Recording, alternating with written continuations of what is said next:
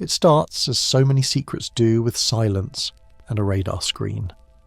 A Navy pilot locks onto a white, oval-shaped craft at 60,000 feet. The object doesn't bank, it doesn't fall, it slides down the radar like a bead of light, vanishing beneath the ocean's surface in less than a second. No sonic boom, no splash, just gone.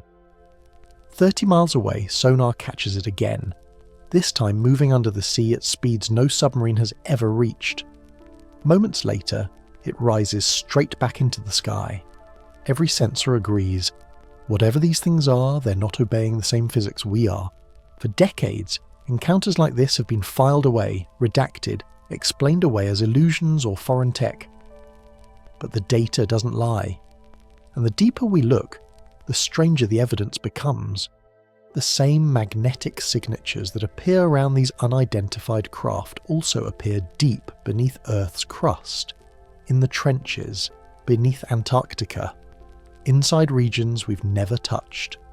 So what if this mystery isn't alien at all? What if it's ancient?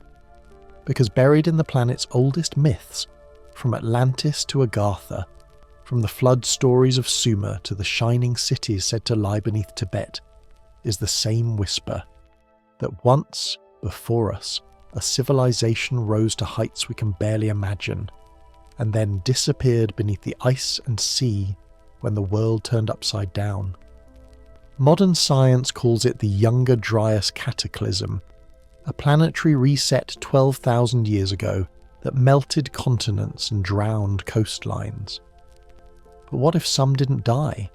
What if they escaped into the depths, into the crust, into survival? And if they did, what would they look like now? Today, our oceans hide more territory than all of the visible continents combined. Sonar scans reveal geometric ruins miles below the surface. Satellite magnetometers map anomalies under polar ice that stretch for hundreds of miles. UAPS enter and leave the sea without a trace. And deep within classified archives, there's talk of a hidden lineage, a technological civilization that never stopped evolving, just moved out of sight. Tonight we'll trace the trail, from modern radar screens to ancient stone, from myths of gods who fled underground to the breakaway technology that may prove they survived. We'll follow the evidence downward, through water, through ice, through time itself, to ask the question no one dares to speak aloud. What if the ones we've been searching for have been here all along? But first, if you find yourself genuinely pulled towards stories of mystery, conspiracy and forgotten lore, please consider subscribing. And if you truly like tonight's story, a gentle press on the like button or a friendly comment sure does go a long way to keep these journeys coming. Now, let's set the scene. The year is 2004, the air above the Pacific bright and empty, until radar caught something it shouldn't have. The data didn't come from dreamers or mystics, but from the Navy's own screens. You're at a console aboard the USS Princeton, hands resting on cool metal, the deck a faint tremor under your boots.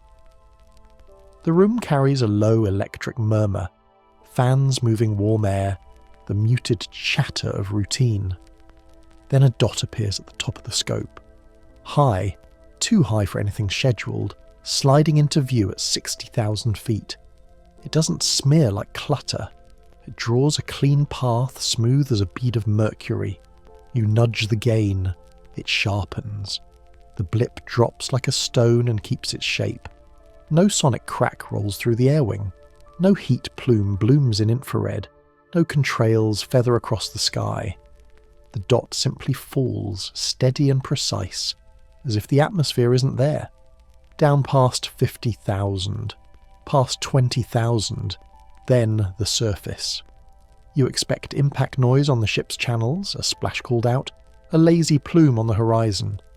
Instead, the track kisses sea level and continues. Only now your sonar team picks it up. The water takes it without protest. On a parallel net, the Nimitz group reports a matching target. Aegis radar stacks returns that mirror your readouts. Flight crews cue their helmet cameras and lock their gimbals. Sensors that normally argue with one another agree tonight. The shape presents as a white oval, featureless at distance. It doesn't bank or roll. It pivots like a point, then bolts. Each system records the same thing from a different angle, and the few excuses that comfort technicians, ghosting, ducting, solar activity, don't fit the pattern or the timing. In the air, a pilot vectors toward a disturbance where the water fizzes like a boiling pot, though the sea is calm as glass a breath away. He circles, watching that pale shape hold still as a pinned coin. Then it moves. It goes from motionless to gone. No visible acceleration curve, no hint of inertia. The pilot says it just disappeared, like a bullet out of a gun. The radio is quiet for a second longer than normal, the way it gets when crews weigh what they just saw against training and career. Back on the sonar deck, operators lean closer to their screens. The ocean is a chorus of whales, merchant ships, thermal layers, and the odd clank. A new line slices through the noise, a return that coheres at a speed no submarine can sustain. It traces the edge of a trench, clinging to contours as if the canyon wall is its highway. It breaks off, vanishes past thermoclines, then reappears miles away where the water falls off the shelf. One operator, knuckles white on his headset, calls it, and another repeats the bearing without knowing he's holding his breath. The moment the object crosses mediums, sky to sea, old language fails. No splash, no ring waves, no cavitation bubbles that chase torpedoes like ghosts. It's as if the boundary between air and water doesn't apply. Crews comb the instruments for spurious echoes, hit the calibrations, run built-in tests.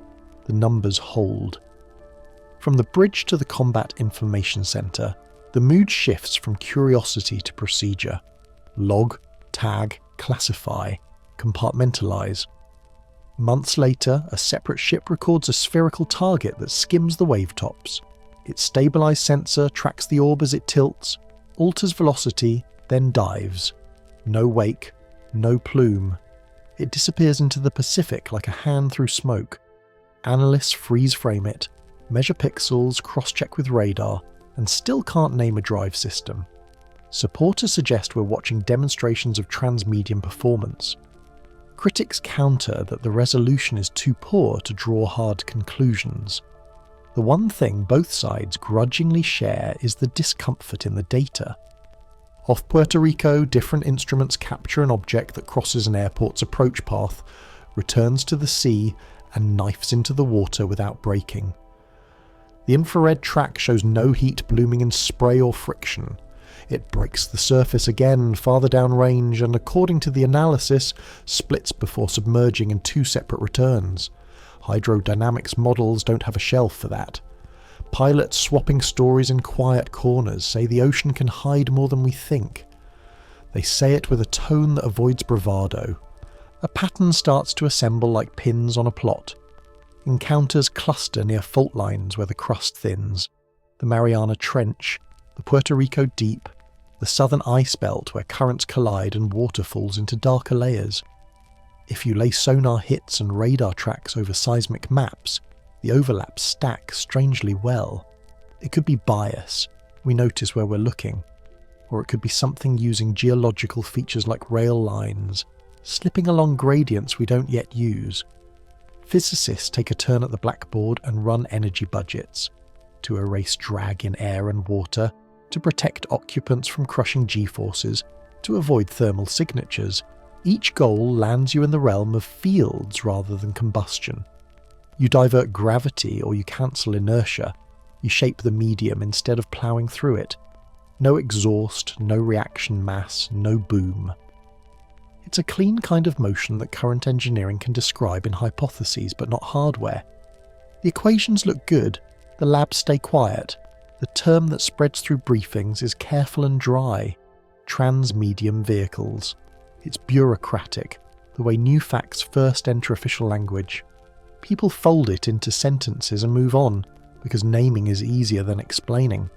The category exists because airframes don't just fly. They dive, cruise through seawater at aviation speeds, and climb out again without spitting foam or steam. Each occurrence gets a case number and a compartment, and the reports travel upward with key phrases underlined. The human part rides beneath the charts, sailors rubbing their eyes after midnight watches, aircrew filling out post-flight forms while replaying a single movement in their heads, sonar techs walking back to the berthing and replaying a high-speed line with no screw signature, no blade noise, just a presence that moved like a thought. They trade gentle jokes to shave the edge off it. They also share coordinates, quietly, and note that certain stretches of water swallow more anomalies than others. The longer the logs stretch, the clearer the repetition gets. Years apart, different sensors, different nations, and the same behaviour. Abrupt shifts in vector, right-angle turns without deceleration, control over acceleration that seems independent of mass. Environmental conditions vary, but the craft treat wind shear, wave state, and pressure gradients like trivialities. If you grew up here, if you evolved or adapted in this environment, you might move this way. That's a leap. Still, the thought arrives when the evidence leans that direction. A retired oceanographer says these events deserve the same attention we give to new species or new elements. He points out that much of the data remains sealed. He also notes that transmedium movement is not something our public technology can do. The remark is cautious, not theatrical. It lands with weight because it avoids flourish. The ocean's surface reflects the moon that night, and under that skin, cables and trenches hold a standing darkness that hums with unknowns we barely sample. Another set of logs describes an object pacing a warship's coast patrol, then linking with companions before they all depart in perfect synchronization. The tracks line up across radar, infrared, and optical systems. Crew members point out that training covers spoofing and decoys. This didn't act like either. The formation moved as if one mind held all of them, or as if they followed a feel they could all feel. You mark the time, the heading, the wind. You mark the odd quiet that follows. Meanwhile, data analysts slide incident pins onto a map and watch the clusters grow legs. They have favourite explanations and pet theorems, and yet the concentration near subduction zones keeps drawing the pen back. Mid-ocean ridges light up, then cool, then light again months later, like someone throttling a system up and down. If this is misinterpretation, it's spread out across years, agencies, and oceans. If it's not, then the behaviour reads like familiarity, not wonder. One of the stranger naval anecdotes describes a target drone yanked underwater by a large dark mass. The pilot who reported it knew the local marine life, knew the shape and feel of submarine hulls in his peripheral vision, and said this wasn't that. He described force where he expected drag, intention where nature usually scatters. Tales like that live at the edge of formal reporting. They also push colleagues to re-evaluate those dead zones in the record that we usually chalk up to error. The more you stare at the physics, the more it asks you to change frames. If resistance disappears, if heat doesn't bloom, if momentum loses its bite, then the rules at play are not the ones we use to design propellers and wings. They're the ones we reach for when we try to model spacetime and fields. Some whisper that such control implies long development cycles. Others dismiss that as romance laid over noise. In the pause between those positions, the water keeps its counsel. A phrase filters back into the ready rooms and conference calls. If they move like this here, then this is home terrain. It's practical, not mystical. You don't cut right angles in an unfamiliar medium. You don't dive blind into a pressure regime you haven't mapped. The trench lines, the thermal vents, the magnetic boundaries. They're not obstacles in these tracks. They're pathways. They're as comfortable as jet routes are to us. The sensor crews go back to work. The sailors stand another watch. The sky over the Pacific clears to an open lid of pale blue, and currents below drag lines of colder water into the depths. On scopes and screens, a few more blips flicker, then fade. One drops from a height that should scorch paint, glides into the sea with no mark, and runs the canyon edge like an old commuter who knows every bend by heart. The question that follows sits there, steady as the heartbeat of the ship. If this is how they move through our air and water, what if they aren't visitors at all, but something returning to a world they never left? The room carries a fluorescent hum, and the papery smell of toner. You sit at a long table while a fan ticks in the corner, a steady click that marks the seconds between pages. Manila folders are stacked in neat rows, each stamped with a red word you don't say out loud. An officer's sleeve brushes your elbow as he slides a report across the table. The line at the top reads, "Objects exhibiting behaviours inconsistent with known aerospace performance." No one cracks a joke. Pens move. The air feels dry, like the inside of a copier. A projector coughs to life, throwing grainy frames onto a wall with chipped paint. A map glows with arcs over the Pacific, then dots near trenches that most people never think about. The brief reads flat, almost bored, as if this kind of impossible has a style guide. People shift in their chairs when a phrase appears that wasn't common a few years ago. New vocabulary, born because the old words got in the way. Across agencies, a task force grows into an office with a longer name and a wider reach. These are the rooms where bureaucracy meets things that don't slow down when they're supposed to. The paperwork has a rhythm, dates, coordinates, sensor types, but buried in the normal cadence is the insistence that some objects move through air and water, like the boundary is a rumour. The acronym changes, the reports do not. They land on a term that tries to be neutral, transmedium vehicles. The words feel careful, like stepping stones on a fast river. It means a craft can slip from sky to sea and back again without the telltale signatures pilots expect. No plume of hot exhaust, no sonic boom when the speed climbs, no splash when the surface tension of water should fight back. The label is a container for the thing no one can build. A declassified excerpt is read in the same voice used for weather warnings. Objects entering ocean surface without visible impact, maintaining coherence underwater at high velocity. That phrase hangs in the room longer than it should. Coherence only matters if the environment should tear something apart. Here, it doesn't. The page turns. Another line, nearly identical, logged months later, hundreds of miles away. On the human side of the table, pilots talk the way pilots do. Tight, clinical, short on adjectives. One mentions a commanding officer who advised quietly that, "We don't talk about this." Another describes a debrief where the footage loops without commentary, then disappears into a chain of custody that feels like a drain. Engineers stare at the numbers, then at each other, and say they cannot replicate the flight profile without breaking bones and airframes. In a side room, a physicist lifts a marker and writes on a whiteboard already scarred with last week's equations. Air has density. Water has more. Drag should climb as you cross that line. Remove that drag and you need to change how mass responds to force, or how space itself curves around an object. The marker squeaks as he circles terms that belong to gravity, not to wings or propellers. No one argues the math. The argument lives in the word how. A bigger pattern starts to sketch itself between the cases. Sightings cluster along the places where the planet thins.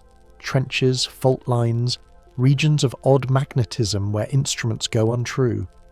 The dots on the map are not random.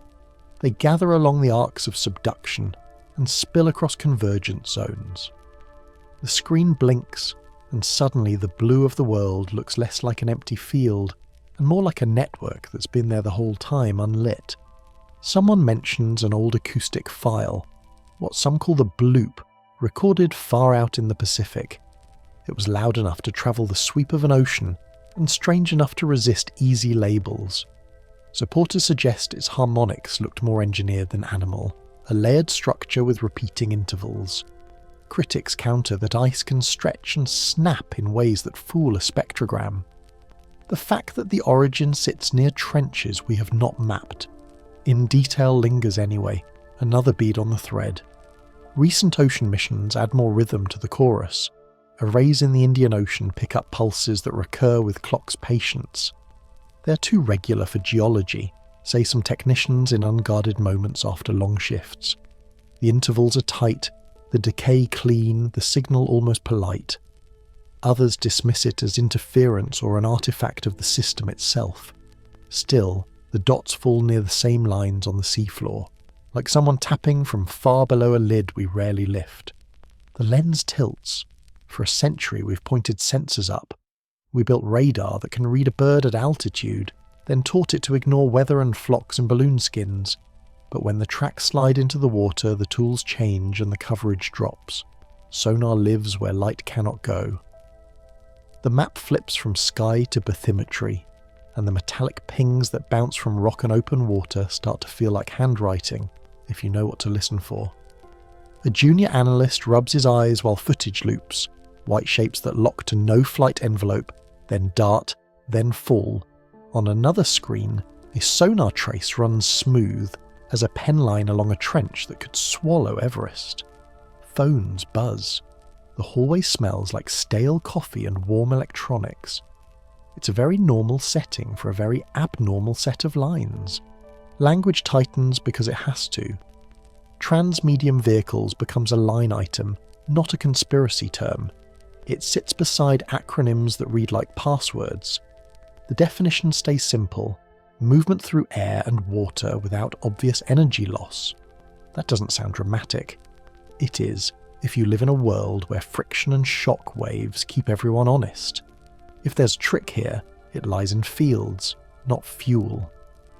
You think of a pilot, helmet pressed to brow, the old habit of scanning the edges of the canopy while systems feed numbers to the eye. You think of a sonar operator, headphones clamped tight against hair flattened by long hours, tracing a blip as it shifts from one layer of the ocean to another without losing shape. Different mediums, same motion. Different senses, same signature. Harsh light buzzes, paper rasp echoes. In these rooms, myths don't get to walk in wearing robes. They have to pass through forms and signatures. Still, old sea tales creep along the edges when a chart lights up near a trench that sailors have been warning each other about since charts were inked by hand. Ancient names share space with fresh acronyms like two languages trying to negotiate. Some whisper the planet may have long corridors we don't understand, not just in stone, but in pressure, in magnetism, in heat that rises from the mantle in lines. If something smart chose to move along those lines, our instruments would catch it where those lines break the surface or thin the crust. Others dismiss this as romance grafted onto noise. The map doesn't care either way, it keeps matching itself. A slide clicks. A date appears with a clean aerial shot of open water that shows nothing at all, then a bright smear that only exists in infrared.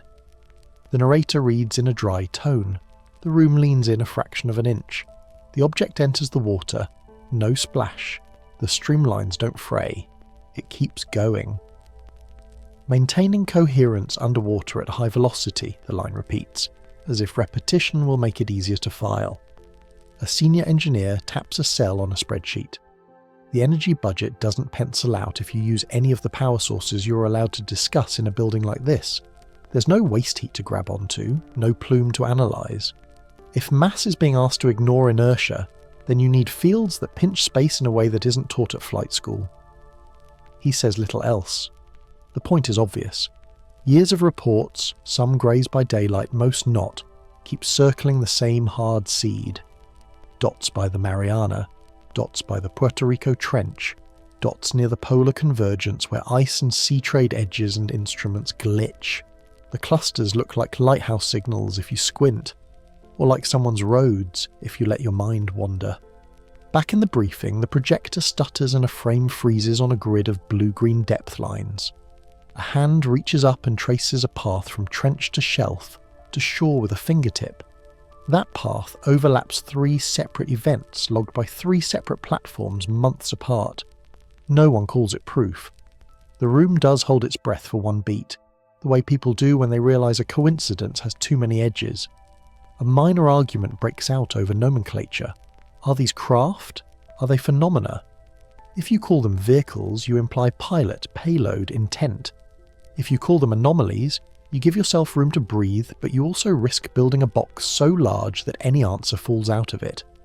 The folder says Transmedium, and the stamp is red because everything here is supposed to keep quiet.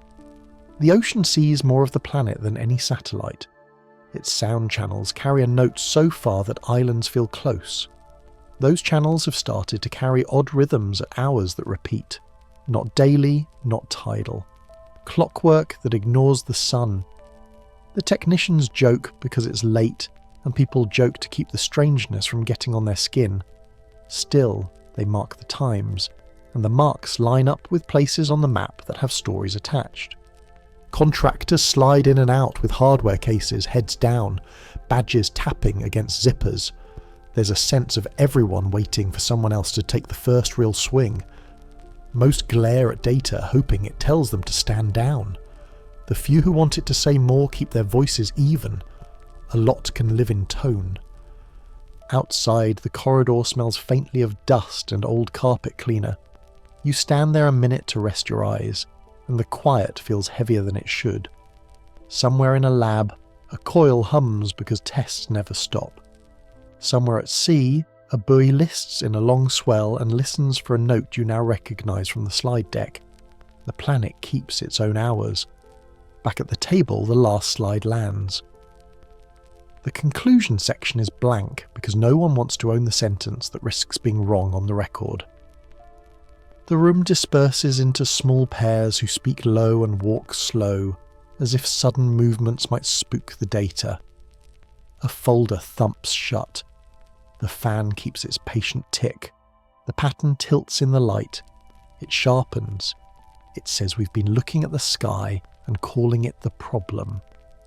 Meanwhile, something moves along the lines under our feet with a grace that ignores drag and density, as if the border between realms is paperwork, not physics.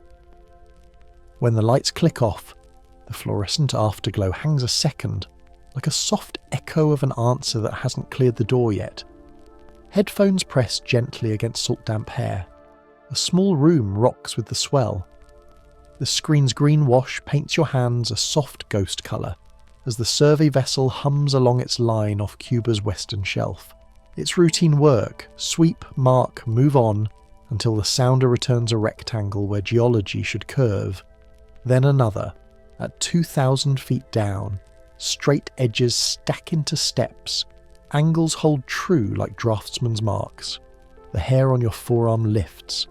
The ocean floor in that quiet glow looks like a city paused mid-breath. Lines sharpen as the ship loops back over the same grid. The cursor walks across a plane, then drops along a clean face that shouldn't exist outside a quarry. The water here runs cold even in warm currents, and the air in the room smells faintly metallic, like a coin rubbed between fingers. You log the coordinates, circle the forms, and press the headset closer as the next pass confirms the same geometry. No coral bloom fakes a 90-degree corner for yards at a time. No sand ripple holds a perfect angle through a cross-current. This is built. News travels fast on small boats. By evening, an extra set of eyes leans in, eyebrows raised. There's a clipped call back to the dock. By morning, a plan to send cameras down. Those first days in 2001 hold a crackling kind of calm, measured steps, the steady discipline of people who know not to shout at the sea. The Canadian-led team speaks in careful tones about structures and pyramidal forms. Then, mid-prep, the current of attention shifts. Funding wobbles. Schedules adjust, divers who are zipping suits are told to wait.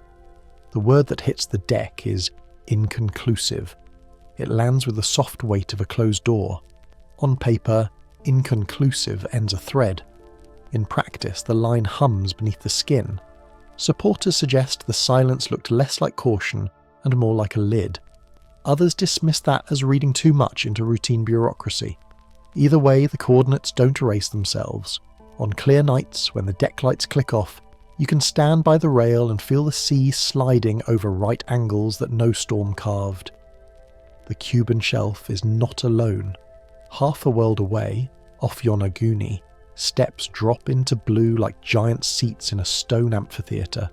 Divers trace terraces that catch the sun at certain angles on certain days. Locals guide them to edges where lines meet like joinery. Critics counter with fracture planes and jointing patterns in sandstone. The argument swirls in warm water while waves tick the rock and the shape remains. In India, the Bay of Cambay returns sonar images of long walls and blocks buried under the silt. Samples pulled up test against dates that stretch back toward 9000 BCE. Old river mouths now drowned suggest cities at their edges when those edges were dry. You can chart coastlines from that time like ghosts 100 miles out. Where people walked, the sea now rolls. Where towns might have been, sonar sketches rectangles and lanes. The map changes when you slide it back 12,000 years. What sat safely inland then rests under green water now. A fisherman's grandson in Gujarat hears this and nods. His father told him the old stories. Houses under the waves, bells you can still hear on calm mornings. He points to the shoals, then to the silted horizons that used to be shore. The military never set out to chase ruins. It set out to hear submarines. Yet the Cold War's underwater ears, long lines of hydrophones strung like necklaces along trenches, caught other moves. A track runs along the lip of a deep cut, stops, then runs again at a speed that doesn't square with any known hull. Another signal drifts down a slope and reappears miles away as though it tunneled through water. Patterns line up along faults, ridges and hot vents where water boils black and the crust thins. The operators mark them the way farmers mark weird weather. Note it, get back to work, pass it quietly to the next shift. Sometimes a document slips, and you see a phrase that sounds too plain to be alarming. Unexplained reflections, interference events. Soviet-era notes point toward the Kuril Trench. Chinese surveys in the South China Sea record progress, then a halt after repeat disruptions. None of these logs talk to one another. Nations don't share like that. Yet the flavour of the entries matches. Short, cautious. Someone heard something where no machine should be. None of this proves a story by itself. It adds weight to a frame. Bathymetric charts, the layered maps of deep contour, show those Cuban shapes perched near complex margins, where the seafloor steps down. Off Japan and India, the old coastlines fall like shelves into blue-mapped staircases. If someone planned to ride the planet through an ocean that would soon rise, they might build close to steady heat, where vents offer power and cracks offer shelter.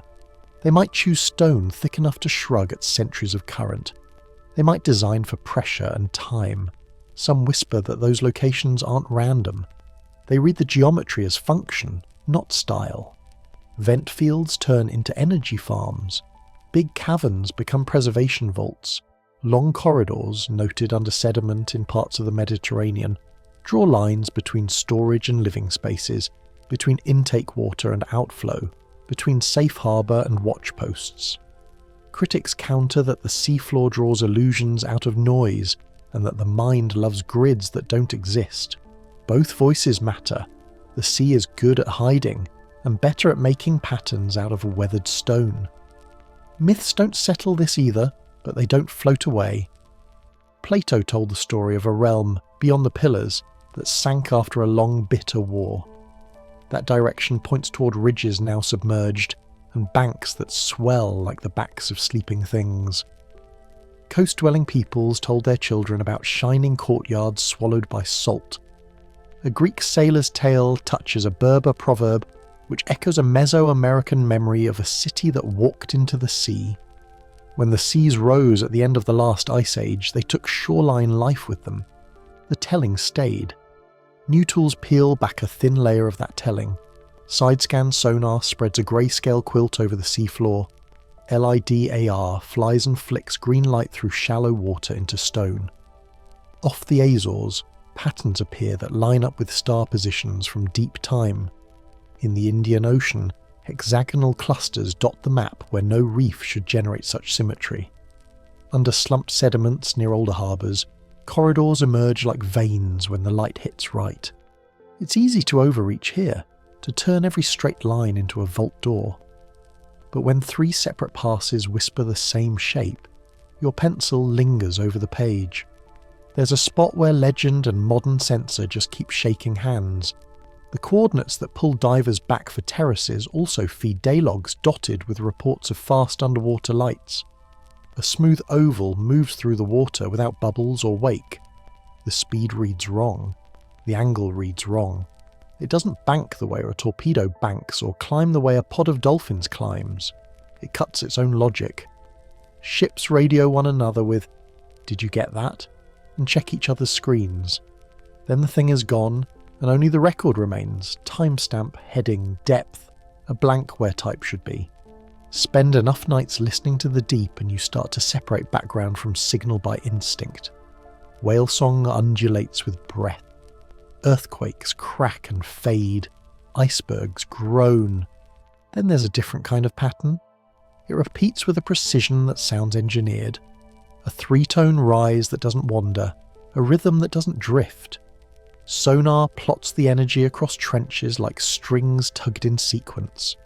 Nobody claims it as their device. Nobody can show a pipe or a pump. The logbook notes the time and the interval anyway, because that's what you do when the sea speaks in a voice you don't know. The human piece of this doesn't sit in headlines. It sits in small acts. A captain takes a longer route to run another pass on a shape that shouldn't exist. A diver rubs a thumb along an undercut edge and feels a tool mark where erosion should have smoothed everything to mush. A graduate student holds a printout in lab light and circles a hexagon, then looks up and asks if anyone else sees it. The reply comes back slower than the question. You can hear caution. You can also hear something like awe. A practical mind asks, if these are ruins, why here? The map answers with vents, faults, old rivers, and seabed highs that turn into islands when water withdraws. The same map, when you turn it back in time, shows channels where boats could slip in and out without pounding swell, hidden from storms and watchers. Selectivity hints at design. The more you look, the more the placements make sense for a culture that knew it would see hard centuries and chose to build for them instead of fighting the shore. There's also the matter of how these forms endure. Shoulders of stone stand clean under sediment. Corners hold their angle. Materials test more like basalt and andesite than like soft limestone, in places where you'd choose hardness over ease of carving if you cared about longevity. Supporters suggest some walls were tuned to the sea itself, shaped to shed pressure, to fold sound, to send a message downrange. Others dismiss this as romance attached to noise, yet divers report odd acoustics in chambered sections. They clap, and the echo comes back tight and swift as if trapped on purpose. A fisherman on a small boat off Puerto Rico tells you he's seen lights that move under his nets and leave them untouched. He shrugs when asked for detail. He knows what his father saw, and the old man knew what his father told him about an old wharf, now a fishing ground. His son leans on the gunwale and watches the same water with the same patient face. Stories that endure like this often carry a core that resists easy teasing apart. By now the sea feels less like a blank and more like a palimpsest, an old page written over where faint letters from another hand show through. The Cuban shapes sit quiet on one line. Yonaguni's terraces walk along another. The Bay of Cambay's walls cut across a third in a different script. In the spaces where those lines cross, the water sometimes lights up with movement that doesn't match the catalogue. The net effect is a hum that builds without quite turning into a song you can name. You could leave it there, a list of oddities under salt, if not for the way the patterns keep aligning around the same geological borders. Fault lines act like streets, vents act like hearths, trenches write themselves into the coordinates of reports that span decades and flags. Take the mosaic out of the drawer and the corners meet. Some whisper that this is not a scatter of ruins but an architecture that never fully went dark. Critics counter that wishful thinking stitches together noise. The truth perhaps sits somewhere below in the cold, in rooms that still hold their air. On the bridge, dawn bars the horizon. The screens glow less in the rising light. The crew's voices sink to the calm of day start. Below, the trench yawns as it has for ages, indifferent to plans and charts. The ship's sounder ticks, and a faint regular beat returns from depths that crush steel. Not geology, not a whale, a rhythm that repeats, patient as a clock buried under stone. The pen hovers over the logbook, hesitates, then writes the time again, as if the habit might someday line up with a reply. The lab is cold enough to prickle your skin. A technician leans over a tray of Greenland ice, breath clouding the glass as the sensor blinks a thin blue light. The graph climbs, then drops in a cliff so sharp it looks like a broken stair. The number's not subtle. A fall of roughly 15 degrees in what the core says could be a single season, 12,800 years back. They check the instrument. They rerun the sample. The same plunge returns, a clean strike across an orderly world. It feels less like climate and more like a blow. Follow that line back to the North Atlantic when the ice was a continent of its own. A ridge of frozen walls runs down to a steel blue horizon. Wind scrapes snow in long ribbons. On the open steppe, shaggy shapes move through grass that crunches like glass. Then the sky carries a different tone, a hiss and streak that doesn't drift like weather. Fragments slice into the Laurentide ice like hot nails into wax. The shock doesn't ripple, it snaps. No slow turn of seasons. Whiplash. The ice buckles and vents steam that tastes of metal. Lakes burst, channels open, and the air smells of dust and lightning. On the quiet floors of old lakes, a black stripe lies like a bruise. Within that stripe, labs have pulled tiny, brilliant crystals, nanodiamonds, that form under high-pressure shock. Mixed through are glassy beads, spherules, that harden from molten spray at temperatures exceeding volcanic eruptions. The grains are no rumour. They sit under microscopes, round and fused, pointing toward a heat most wildfires do not reach. Charcoal packed above them suggests fire that leapt across continents. Ash settled on water and prairie alike. Some whisper this was not a single strike, but a storm of debris that rattled the planet as if the sky had dropped its own gravel. Now water answers force with motion. As walls of ice loosen, what held the ocean in place no longer stays still. Meltwater spills from freshwater lakes like bathtubs kicked in, carving furrows through bedrock. Coastlines do not erode, they redraw. The English Channel opens a throat where land once connected. Shorelines around what is now the Black Sea creep forward, then rush inland as brackish turns to Salton river towns become bays. Sediment tells you the speed, layers arranged as if by a giant's hand, coarse over fine, heavy over light, dumped in a sequence that matches torrents rather than tides. In the world's old stories, the tone shifts too. A Quiche scribe writes of a rain of fire in the Popol Vuh, not a drizzle but a shower. A king of Uruk hears of waters that rise from heaven in a tale we now call Gilgamesh. Egyptian lines warn chosen people to flee beneath the earth, turning underground not into tomb but into safety. Supporters suggest those lines cluster around the same time as the ice core plunge and the black stripe in the soil. Others dismiss the alignment as myth-wish, the mind reaching for patterns in old thunder. Yet the rhyme between skyfire and skywater is hard to ignore when the rocks carry the same kind of scars. Then the map of human skill changes shape. After the cold break begins to lift, fields wake up in multiple regions almost together. Agriculture appears in several river valleys, separated by mountain ranges and desert. Metallurgy's early hints flicker where it should not, as if copper smelting were a memory rehearsed rather than a trick learned from scratch. Town plans settle on gridded layouts and drainage not as a slow experiment, but as if notes had been kept.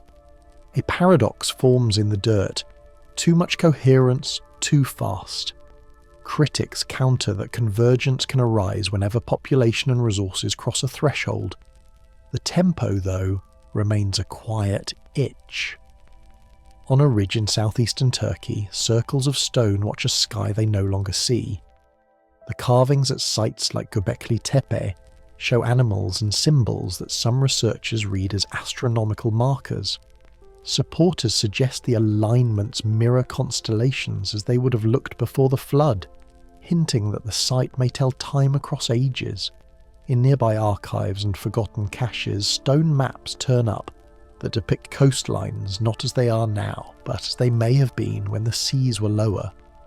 Far from that plateau, Aboriginal elders have carried songs that map drowned lands with tight detail. The place where waves took a camp, the headland now offshore, repeated across millennia with a cartographer's care. If you treat megaliths as an answer key rather than a riddle, their lines change meaning. The basalt locks at Sacsayhuaman hold angles like teeth, built to interlace so they settle deeper under stress. Nanmadol's coral and basalt city rises on a lattice that vents water and disperses tremor. Those are not decorations. They look like load paths and drain plans. Supporters suggest such places were survival architecture, not temples. Structures to ride out a world that shakes, channels for water meant to move, and foundations that might outlive the builders by 1,000 winters. The stones don't speak, but their fit says they knew what weight feels like. Across the Himalaya and the desert west of the Indus, tales stack on top of stone. Shambhala in Tibetan texts, not as a cloud palace, but as a luminous city below. Agartha in later lore, less a myth than a direction on an unseen map. Caves breathe warm air in winter and carry no smoke if you find the right shaft. Deep in limestone systems, water runs clean and even. Everywhere on the rifted backbone of the planet, geothermal springs show where the crust thins and heat rises. If you wanted to keep communities alive for years without sun or seasons, you would choose places like that. It reads less like fantasy and more like a checklist for refuge. Back in the lab, a grad student sets a fingertip on a core section and feels frost through the glove. The supervisor reminds them not to touch the past, but the pull is strong. That sudden fall of temperature turns the human mind toward what didn't break. After the cold loosens, settlements spring up with canals, measures and calendars that aim at the sky. If knowledge lives through chaos, where did it hide? Supporters suggest caves, vaults or tunnels that never saw flame. Others dismiss this as romantic speculation. Yet the appearance of shared units, right down to lengths and angles renewed in several places, keeps asking the same soft question. In the sediment's black band there is also absence. Species blink out. Toolkits change. The fluted points of a hunting culture vanish from some layers almost as if the hands that made them stopped in a single season. It is not proof of cities drowned or libraries burned. It is a stillness in the record, a quiet that lets conjecture fill the room. Some whisper that what we call a missing millennium in archaeology is not missing at all. It is underwater, spread across shelves now walked only by fish and seals. If the sea rose by hundreds of feet over centuries, the coasts where people built first would have slipped away in increments too steady to chase. From the channel between Brittany and Cornwall to delta silt in the Nile, bathymetry shows drowned river valleys like veins. Those paths once carried boats and goods. A sudden sea would take them first. When divers map structures that look like walls off Indian shores or terraces carved in bedrock off Japan, the argument begins again. Natural steps or human hands? The lines are too straight, the angles too neat, say some. Others call them fractures and wavework. The debate never quite closes, which means the puzzle stays in play. What cannot be tested today waits in colder water. An old fisherman from the Black Sea's edge tells his grandson about a village that lies where his net catches on stone. The boy laughs, but the old man nods at a flat calm and says the catch always dips there. Oral lines stretch back like nets, catching things that written records missed. When the sea rose through the Bosporus, the change would not have been a single roar. It would have been a sequence. Salty eddies in fresh water, fish that don't belong, a brick that slips one storm and another that goes the next. The headlines we want are big. The stories people actually carry sound like repairs that never end. Look again at the flood in text as a cluster rather than a solo. Tales echo across distances that had no roads. A scrawl in Mesopotamia, a chant in the Yucatan, a whisper in the Nile Valley. They do not agree on names or on which god sent which sign. They agree on this. First, there was too much fire. Then there was too much water, and the survivors learned to measure time by the stars because the ground had become unreliable. If you were planning for repetition, you would teach the next people to read the sky and to sit their strongest stones on bedrock. Now the fog lifts off a field, and 3 circles of T-shaped pillars loom out of low light. Their carvings are full of animals that died out or moved away. The place was built and later buried on purpose, layer upon layer, as if putting away a book for a future reader. Supporters suggest that burying it protected knowledge through bad years. Others call it ritual. The distinction may not matter if the effect was the same. Preservation through silence and soil. Deep time favours whatever sits tight and sheds force. A canyon wall keeps petroglyphs for millennia simply by being patient. A mound does the same duty. Under certain mountains, in rock that rings when tapped, tunnels run straight where caves should curve. The air flows as if someone calculated volume and draft. When you hold a lamp to the wall, crystals glitter like faint stars. It's not hard to see why myths talk about cities of light. In climates where winter kills the unwary, such places offer even heat and water, a noise that travels through stone like a drum. Supporters suggest that we mistake instruction for worship when we read these tales. Others prefer to keep the glow in story. Either way, the ground beneath our feet has more rooms than our maps admit. So the line that fell on that lab screen becomes a threshold rather than a tombstone. A sharp winter, a long pause, and then hands building with speed and purpose. If knowledge survived, it did so in bodies and in places designed to take the hit. The ocean covered what was low, the high, the buried, and the locked tight remained.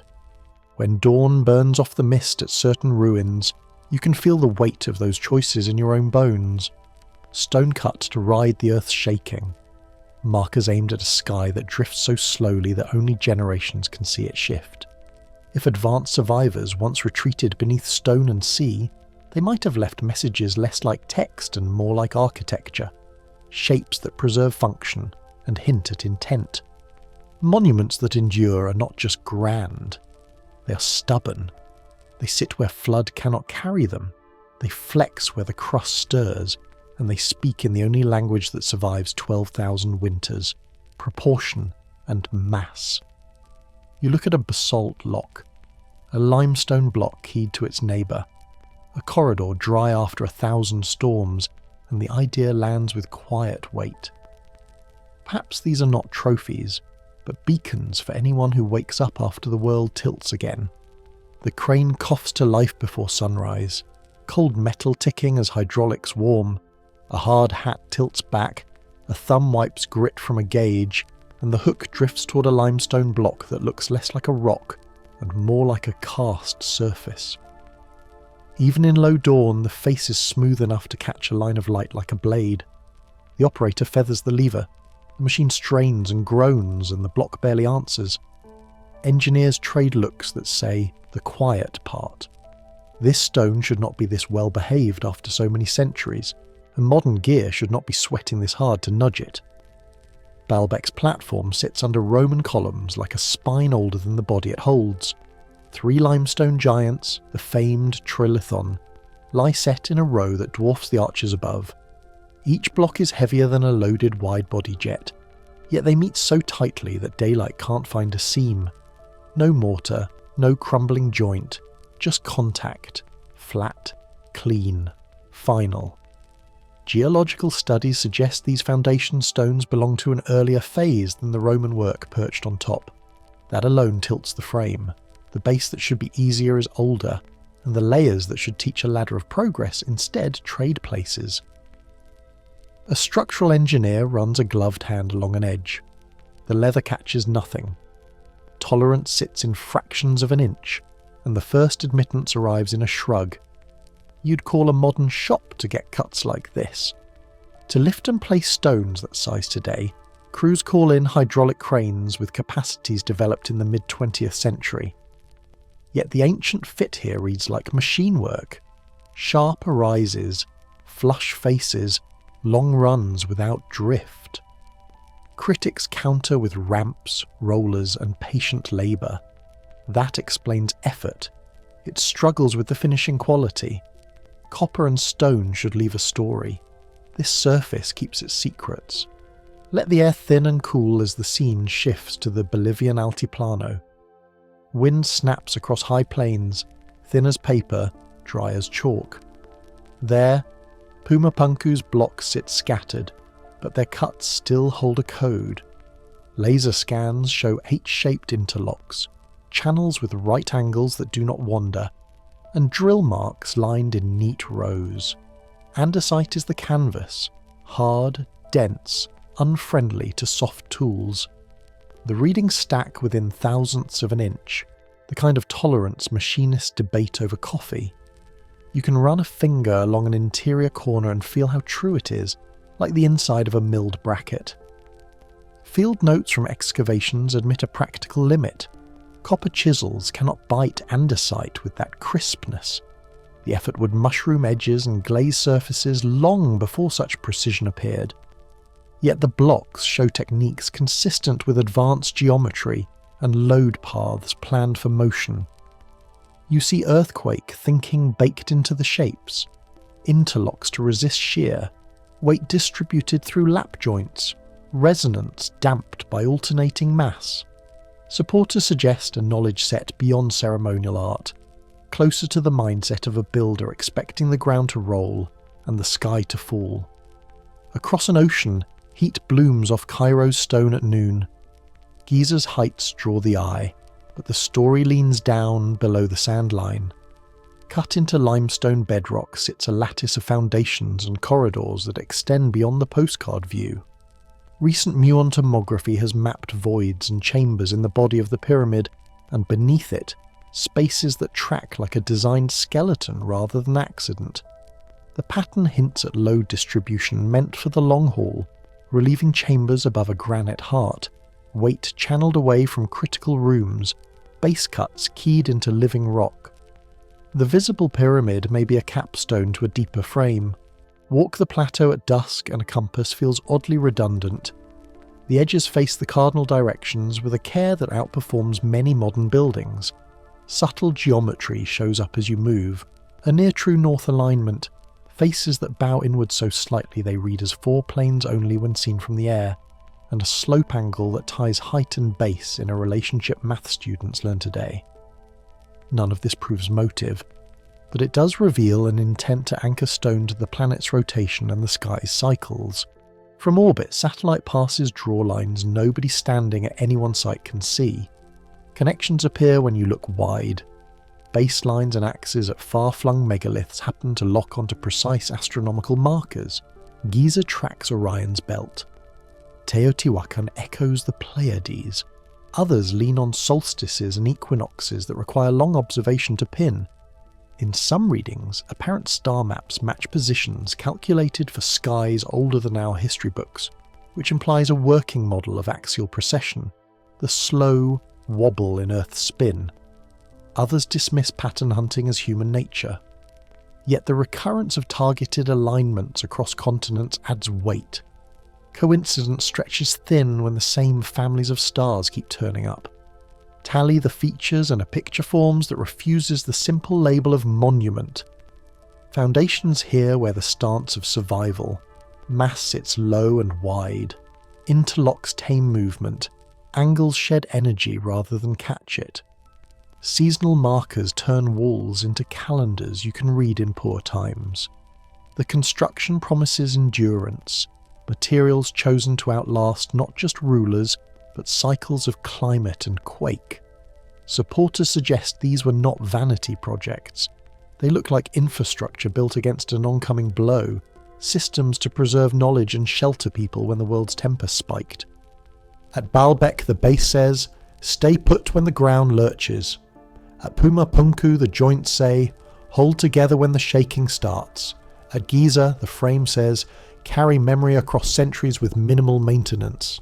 It is a different philosophy of building than the one that makes glass towers rise quick. This one accepts stress as a given and designs for it. A mason brushing dust from a groove becomes a messenger across time, and the groove, perfectly straight, becomes a sentence you can still read. Zoom further and pattern recognition becomes less of a game and more of an audit. Repeating geometry shows up in cut angles, block ratios, and site layouts. Identical solutions to stress and drift appear from the Andes to the Nile, from the Levant to Mesoamerica. This suggests either convergent problem solving or a shared body of methods. The second option has a pull, because the outliers keep matching. The angles match the stars, the joints match the forces, the sighting matches fault lines and stable ground. The same answers appear where the questions could not have been casually shared. Some whisper that these places mark safe zones, beacons set after a bad age to say, here is ground you can trust, here is knowledge you can use. The forensic trail supports more than ritual. Tooling patterns resist explanation by simple hammer and chisel narratives on hard stone. The bearings of passageways read like controlled airflow rather than random chase. At Giza, voids where weight should crush instead open out, implying the builders mapped stresses and relieved them on purpose. The idea that these were training grounds for apprentices to learn worship feels small against such planning. Human hands keep the scale honest. A crane operator squints at a load cell blinking red. A surveyor wipes sand off a tripod foot, checks the bubble, and shakes their head at how little the bubble moves because the surface under it is still true. A quarryman in Bolivia runs a fingertip across a milled channel edge and mutters a word for sharp that fits steel but not ancient stone. These small acts tie distant ages into one work day and make claims about lost knowledge feel less like fantasy and more like a missing chapter. Astronomical alignment carries a practical side too. When you pin your sight to the sky, you build more than a ceremony calendar. You create a standard reference any culture can recover after a flood or a famine. Stars return, seasons return. A wall that tells you when the solstice arrives can tell you when to plant and when to move. A triad of stars set on a meridian can tell you true north when your compass fails. Anchoring stone to heaven becomes an insurance policy. Skeptics ask for simpler answers. Natural fracturing can mimic straight lines. Erosion can sculpt surprising forms. Ramps scale if you throw enough bodies at them. Those points have teeth, and they belong in the kit. The puzzle remains where those explanations end and precision that tastes industrial begins. A joint with variance measured in hair widths, held over tens of feet, in stone that fights back, is not the same as a cliff cracked by frost. The difference has a feel to it. You can trace it with a pencil. You can hear it in a stone's ring when you tap it. The old debate about purpose turns when you overlay maps. Sites cluster on stable bedrock, near water tables, along lines where earthquakes dissipate rather than amplify. The geometry inside them resists wave motion. The constellations they track carry cycles longer than a human lifetime. Taken together, this looks like forward planning on a civilizational scale. Supporters suggest it's the footprint of a culture that understood the planet as a system and built to ride out its rough weather. Now lift above the continents and watch the camera sweep from Lebanon's platform to the Bolivian high plain, to Mexico's valleys, to Egypt's bright ridge. The same fingerprints flicker in and out, sharp edges kept true, stones keyed like machinery, sightlines nailed to repeatable heavens. If these were markers to remember where firm ground once stood, or where it would be again, then whole coastal chapters are still missing from our view. Where the land ends, the sea keeps the rest. Coastlines have wandered, shelves collapsed. The water rose and took shore cities with it. If the pattern we read on land continues under waves, the largest foundations could be sleeping in silt, their alignment still pointed at an older sky. Divers have glimpsed terraces and walls in scattered places, and sonar has traced right angles in the dark. That might be geology playing tricks. it might be the other half of the network. The crane in Baalbek powers down as noon heat sets in. A last touch on the control lever, a slow breath, and the operator climbs down to shade. The stone sits where it is sat, stubborn, exact. The day's work leaves marks on the crew, not on the block. Somewhere far away, an underwater current runs past a buried corner that once caught daylight. If the builders meant for these sites to talk to each other, we're still learning the language, and the larger sentences may wait under the line where waves kiss stone. Headphones clamp against your ears, the ship's air cold on your cheeks, and the screen in front of you blooms in green phosphor. Another night of mapping a quiet patch of seafloor off Cuba. The boat rocks in slow breaths. You trace the grid with a pencil, mark a ridge, then pause. Straight lines appear where there should be none. Not a cliff, not a reef. Edges at right angles. A rectangle nested in a larger frame 2,000 feet down. You lean closer and tap the gain. The return grows cleaner. The shapes hold. You call for a second pass. The transducer pings roll through the hull like a heartbeat. The image resolves into something that looks like steps. Terraces stacked with a neatness that seawater usually erases. You jot coordinates in the margin. The lead tech rolls over in his chair, squints, and doesn't say anything for a long moment. Out here, the ocean is supposed to be chaos and curve. Tonight it gives you rulers and grids. A few years earlier, a Canadian-led crew announced echoes of pyramids in the same western shallows.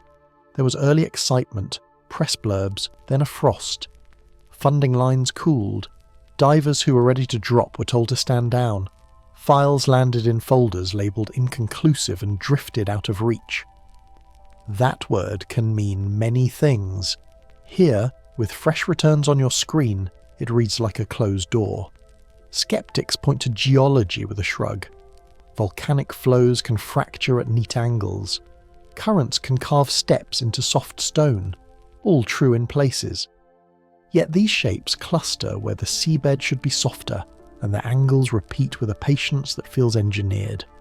Others dismiss it as sensor error, but the array was calibrated that morning and the ship had run this path for months without a hiccup. The pattern tilts in the light and its meaning sharpens. Move the map across the Pacific. Off Yonaguni, waves break over a seam of sandstone. Drop beneath the chop and you find terraces with faces that catch the sun at the solstice. Edges that follow true cardinal lines by a few degrees either way. Critics counter that nature can stack like that when tides and time get lucky. Supporters suggest the luck piled up, terrace after terrace, too tidy for coincidence alone. The sea does love a mystery that looks like a building. Trace the shorelines backward on a climate chart and coastlines walk out to sea. In India's Gulf of Cambay, sonar dragged across a brown-green bay caught walls under thick silt. Fragments pulled and dated pointed toward a time when the ice had not yet finished its retreat. If even a fraction of those dates hold, we are looking at neighbourhoods that went quiet as sea levels leapt. It fits the bad season of Earth many cultures still whisper about. If ruins live down there, they chose their neighbourhoods with care. You lay transparencies on a table, bathymetry, fault lines and geothermal vents. Edges line up. Warmth rises up from the planet in those places. A useful thing if you plan to ride out a cold world. You can keep crops alive, run machines, and dry your walls in the steam of vents. Some whisper that this doesn't just point to survival, but to design. A network placed to drink Earth's heat while water rose overhead. Dive back to the Western Atlantic. Plato's tale placed a city beyond old straits. Sailors later treated it like a parable. But if you run a line beyond those pillars and then drop a depth sounder, you find ridges and plateaus where islands might have been when seas were lower. The echoes of cities live in silt, not in clean water. Lore and seafloor charts meet there. A quiet handshake between a story and a scan. Military microphones that once listened for submarines accidentally eavesdropped on other things. The old ocean network, long cables and hidden ears, recorded fast movers in trenches that also hold geometric ghosts. long tracks at speeds that make even the newest submersibles blush, turning angles clean enough to suggest intention. Engineers tilted their heads over those tapes and filed them under unknown. The ocean kept its usual calm face and swallowed the rest. The pattern is not local. Off the Azores, survey drones found ridges laid symmetrically in ways that echoed star layouts from a sky we no longer have. Axes run at angles that mean little, unless you plot the heavens as they were when the ice still held the north in a tight fist. Farther east, buried lanes beneath Mediterranean mud return in long straight runways that my map software tries to smooth into curves, then gives up. The machine at least seems willing to admit it. Head south and linger over the Indian Ocean. Remote scans pass a patch that returns as a hexagon, then another, then a cluster. Nature builds hexagons in basalt columns and honeycombs. Underwater with silt packed in, these look more like arrays than lava frozen in a fan. Whether that's hope playing with pixels or a ghost of infrastructure, the grid holds its breath and lets you wonder. You notice the convergence first by accident. A spreadsheet on your laptop shows places where divers reported lights below their fins outrunning currents. Side by side with that is a list of submerged shapes. The overlap is louder than you expect. Same latitudes, same long swells. Locations that host both old lines in stone and new lines on radar. It begins to look less like relics and more like maintenance. A diver who worked out of Dominica told a friend that he watched a band of light drift past him without throwing a beam. It wrapped and moved like a jellyfish, then cut a right angle and sank without a ripple. He swam back to the boat and said little. People carry moments like that for years. We tend to share them only when another person admits it first. The closer you look at the structures, the stranger they act. Some walls show no obvious wear, not odd on land. Under sea, that's rare. Waves sandblast everything down to soft shapes. If a material holds its edge under salt and time, it either found a perfect pocket or someone built it to shrug off pressure. You tap a column with a knuckle, and the sound rings longer than it should. Acoustic properties matter when sound is your only messenger in the dark. A few labs got samples from the silt edge of those bays, and found grains fused in patterns that don't match normal glacial dump. That's where the skeptics grab the steering wheel again. They remind us that undersea landslides can weld mud under pressure. True. Yet a handful of sections showed microlayering that hinted at deliberate heating. Too neat to hang a theory on. Too odd to ignore. Crews who work hydrophones talk about a tone that rides the floor at odd hours. 3 beats, pause, 3 beats, longer pause, repeat. It ran on some lines for months. Glaciers creak, whales sing, their songs wander. This tone kept its interval like a metronome buried in clay. No one will say what it is. People do admit its notes map to places where our other maps keep returning. Navigate back to the Cuban coordinates. The green glow paints sharp again. Your hand drifts to the gain. Someone behind you mutters that this feels like a city plan. You don't answer. Names make things harder to carry. What matters is layout and placement. Always near a vent, a trench, a fault that breathes warmth into cold water. As if someone once sat with a globe and a pencil, and circled places that could keep people alive when rain became ocean. All across the continental shelves, strange corridors appear where the silt thins. They run from coastal shallows to deeper banks without the wandering drift you'd expect from rivers. If they were once roads, they did not follow the easy curves of terrain. They cut direct routes, the sort a builder would lay when cost and time were lesser gods. Global flood myths never die. Fishermen in the Andaman still speak about villages their grandparents said lived out where the deep begins now. Maori stories lay a line on shores that moved in a lifetime. Norse Eddas mention a sea-swallowing fields in a single summer. The details change, the motion stays the same. Water climbs. People move or don't. Those who do place markers for those who come after. Off the coastlines of Portugal, sonar teams trace formations that echo the geometry you see off Cuba. Triangles nested in rings. The angles twist to match the sky, as it was when Vega held a different voice in the night. a star map drowned and waiting under kelp, or a trick of lines on a screen late at night when you're tired and want a story that connects. You log it anyway and push your chair back. A whisper runs through crews who do this work too long. The sites that feel most alive, where the sensors act like they're being watched, sit along mid-ocean ridges. Not just warm cracks in the crust, but seam lines of the whole planet. If someone wanted power, or privacy, or both, those are the places you would tunnel toward. Supporters suggest the tunnels exist. Others dismiss it as romance. Then there are the creatures of light. Small at first, the size of your hand. They move in packs like schools of fish, but break formation at impossible sharp angles. The ocean is full of bioluminescence. This looks different in a way you can feel but struggle to prove. Cameras catch the glow yet fail to show the pivot. It's like the frames between the frames went missing.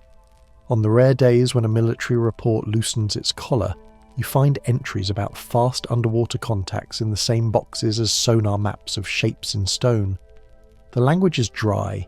Speeds, bearings, estimates. No poetry. The dates line up with strange weather, with quakes along trenches, with bursts of heat under ice far south. One deep system answers another, and our little recorders catch the echo. Some nights you sit in the galley and spoon quiet soup and ask yourself if you're just finding lines, because you're drawing them. Then the next shift calls you to the screen, and your pencil meets another right angle under 2,000 feet of salt. There's comfort in repetition. There's also warning. They tell you to log the night, stamp the file, and hand it up the chain. You do. The sea presses its weight against the hull, and the room fills with a low thrum of engines. On the screen, a faint band of rhythm creeps in from the edge. Not geology, not animal. A mechanical beat so far away it feels like memory tapping the hull with one finger. It leans toward your coordinates, then fades, as if whatever runs down there knows it has been seen and chooses, for now, to dim the light. The drone slips forward with a steady whir, its lamp cutting a white ribbon through green-black water. Walls press in close, surfaces too smooth for chance, edges repeating at exact intervals. Columns rise and disappear into the gloom above, then return again in the beam as the drone tilts and corrects. Near Yonaguni, the seabed is supposed to be rough and accidental. Here, the patterns lock into each other like a blueprint. Your thumb rests on the stick. You slow, sweep left, and the light catches a cross corridor, right angles that hold like a carpenter's square. The temperature readout dips 2 degrees as the tunnel drops. Silt shivers off the floor in a fine cloud and drifts into niches cut at matching depths on both sides, as if shelves ran the length of the passage. The drone's altimeter clicks down, and a tight lattice appears ahead.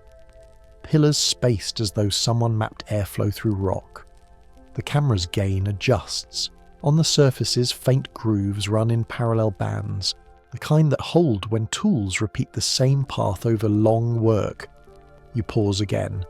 Even in low light, even underwater, symmetry shows its hand. Surface air feels thick after minutes of that kind of quiet. The stories meet you the moment you climb out of the suit. In Cappadocia, a descent spirals down through Derinkuyu. Rooms branching for kitchens, presses, cellars, a chapel, all fed by shafts that keep air moving 17, 18 levels below. Gates of stone roll shut and lock from inside. The layout reads like survival math, not palace display. Across the sea, new scans sweep the limestone under Giza. Buried rooms and galleries appear in grids no tourist sees, threading the plateau. Rumours of links running toward the Sphinx and beyond. These are separate places on a map. The pattern underneath does not feel separate at all. Cross the Atlantic and the Earth opens differently. Near Tiwanaku, tunnels bite into volcanic tuff and andesite, the passages squaring themselves in ways that echo elsewhere.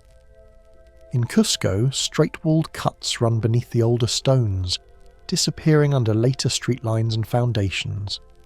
Walk those cities and you feel layers underfoot. Modern cobble, Spanish course, Inca work, then the deep rock whispering a geometry that repeats far from the Andes. Supporters suggest that the match between these forms, separated by mountain and jungle, hints at plans shared or inherited rather than reinvented each time a people learn to dig. The map changes again if you lay it over heat and fault. Many of the known tunnels and rumoured corridors hug fracture zones.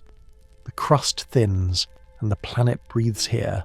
Steam vents pressure into the dark, water cuts reservoirs through porous rock, and warmth persists even when ice reaches for the coastlines above.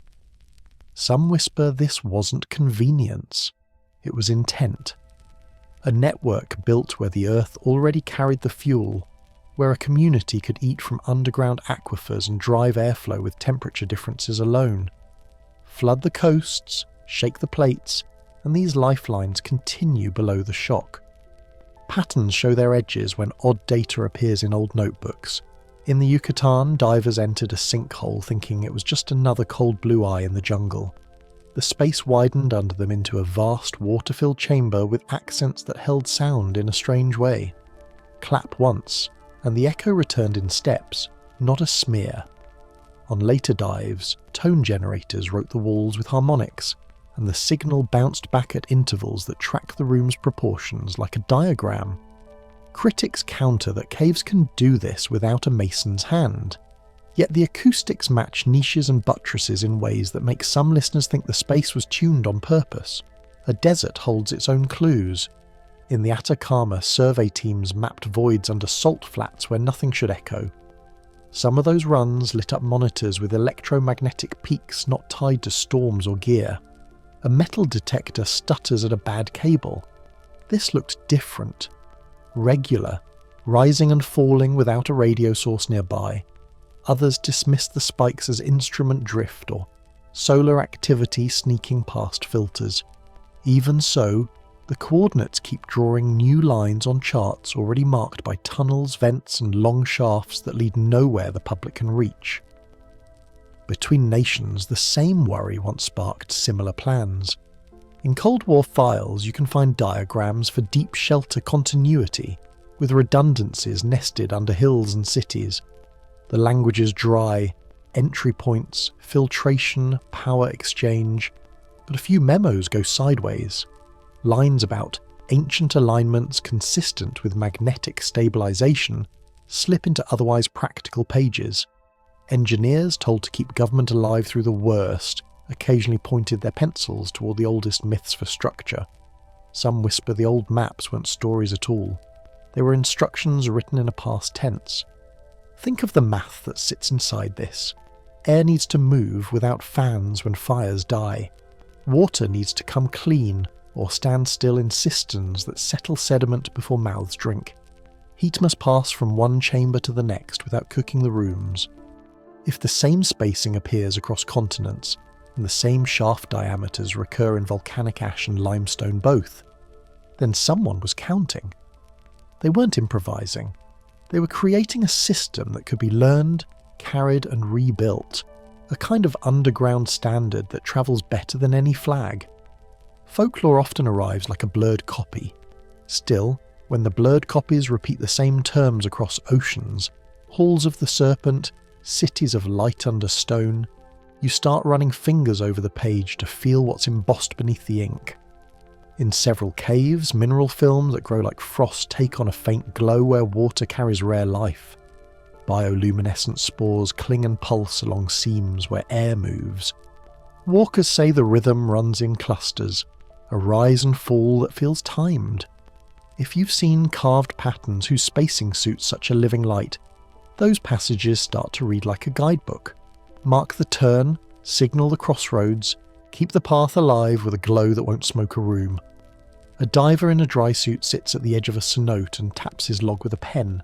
Down below, he'd followed a thread past calcite curtains into a chamber that felt assembled. He said the walls took sound and threw it back with steps like stairs. He also said that, in a pocket deeper still, fine dust lifted and settled to a beat he could not hear. Only the silt showed it, puffs rising in lines like breath. He marked the time on his wrist. 3 slow pulses, then a long pause, then again. Supporters suggest the pattern points to something operating beyond the next blockage, something that breathes in metal or stone. Cold corridors carry layers of history most travellers never see. When trains carved new tunnels in the 20th century, geologists sometimes found older cuts, blocked and silent, running at oddly practical depths. War planners took notes. They drew versions of their own in bedrock beneath cities, with doorways that could seal from inside. On another continent, declassified drawings show both sides mapping mountain cores in search of voids that could hook into a network, the way a phone picks up a signal when it steps into a cell. Not every channel underfoot is straight. Some coil like a shell, easing wind through tight curves that scrub smoke and dust. Others keep to long, clean axes that allow voice and light to travel far with little loss. You stand on a ridge and the ground under you is a maze of choices someone already solved. If you listen, the decisions read back through stone. Bend here to catch a draft, deepen here to cold store grain, widen here because too many will stand in this room. Myths leave markers in songs that children learn without knowing what they carry. In one region, a lullaby lists 7 doors in a cave that wake when the earth trembles. In another, a winter tale tells of teachers who went below the fire and kept the seeds where the air moved on its own. If you carry those lines into a tunnel that hums with slow wind, the story turns practical. It sounds like logistics. It sounds like a manual sung to keep procedures alive when paper rots. Under the Atacama again, a team sets sensors along a dry gallery to watch the field. The meters ticked in low peaks every few hours. No storm passed overhead. No drill or truck worked within miles. The signatures crept along the tunnel like a wave. One instrument recorded a faint oscillation, as if a coil somewhere opened and closed. Critics counter that subsurface water can shift static charge when the desert breathes at dusk. The puzzling part is the regularity. On some days, the peaks match the timing noted months prior, hundreds of kilometres away. A corridor near Yonaguni narrows until the drone's housing grinds the walls. The operator eases off the throttle and diverts into a side shaft. The water grows colder, and the beam picks up a seam of minerals that shimmer under the lamp. Ahead, a stepwell drops, carved with treads that match human stride, even undercut by centuries of wear. The camera stutters as if something interferes. Then the feed clears and the passage opens into square. A clean space framed by columns with the same spacing you saw an ocean away.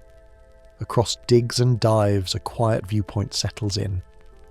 Whoever cut these places thought in grids and cycles. They shaped the void to keep people alive through long spans of time. A tunnel is not only a passage, it is a lung, a vein, a memory slot. Some parts flex with heat. Others stand stiff to bear weight and carry signal. The deeper you go, the more the form looks like it was meant to repeat. It carries itself like a code you could hand to the next world. Set your ear to the wall in the deepest places explorers can reach, and you might catch sounds that aren't the wind. Not a roar, not a drip, but a shy rhythm that sits under the noise. 3 notes up, then rest, then 3 again. Divers and cavers who hear it often grin and shake their heads. Maybe it's the rock. Maybe it's a mind looking for a pattern in dark air. Then their faces settle. The sound keeps time too well. If a network once threaded under continents, then broken pieces would still speak to each other. Even with collapses and floods, even with sand filling miles of corridor, some links would remain alive where the geology keeps them dry and warm enough.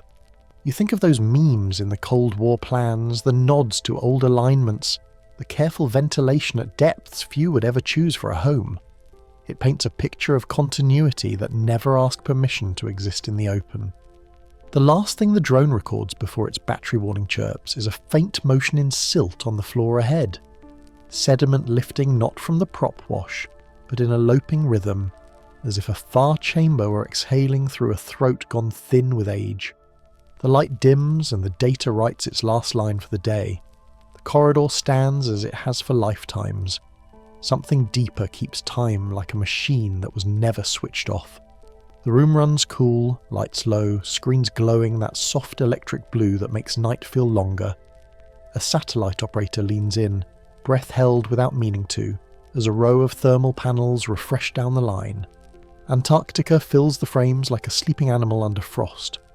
Most nights the display is steady, cold on cold, minor shifts where the wind polishes the surface. Tonight, rectangular shapes flare beneath 2 miles of ice. Straight edges, long corridors of heat set against the deep freeze, each line crisp enough that the operator rubs a thumb across the glass as if that might smudge it back to normal. The chair creaks, a radiator ticks in the corner. The operator taps a key and toggles through filters, infrared, then false colour, then back to baseline. The geometry holds. Hundreds of miles of blocks and lines where geology should run crooked and soft. The cursor drifts toward Wilkes Land, then to Queen Maud Land, and every pass draws out more symmetry. You can almost feel the air turn dry in your mouth, that strange lab dryness when the room vents overwork. Nothing on the floor moves, but the data feels like it's approaching from the far edge of the world. Cross-checks begin the way they always do. Another operator routes in readings from NASA's Ice Bridge mission, magnetics mapped in winter, when storms keep most eyes away. There they are, grids, not swirls. Elevated magnetism forming tidy lattices under the sheet. Thermal anomalies match the lines like wiring worms under a wall. One monitor switches to satellite images processed to emphasize shape over shade. Clear outlines appear beneath Wilkes Land crater and across Queen Maud Land. Too even for the mess that glaciers usually make. The grid looks planned.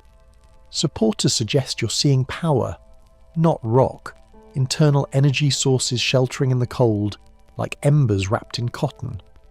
Others dismiss it as processing errors or artifacts of the imaging.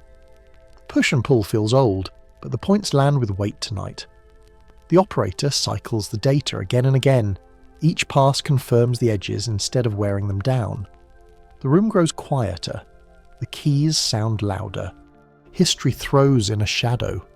Files from a 1938 expedition capture photographs of dark patches on untouched ice.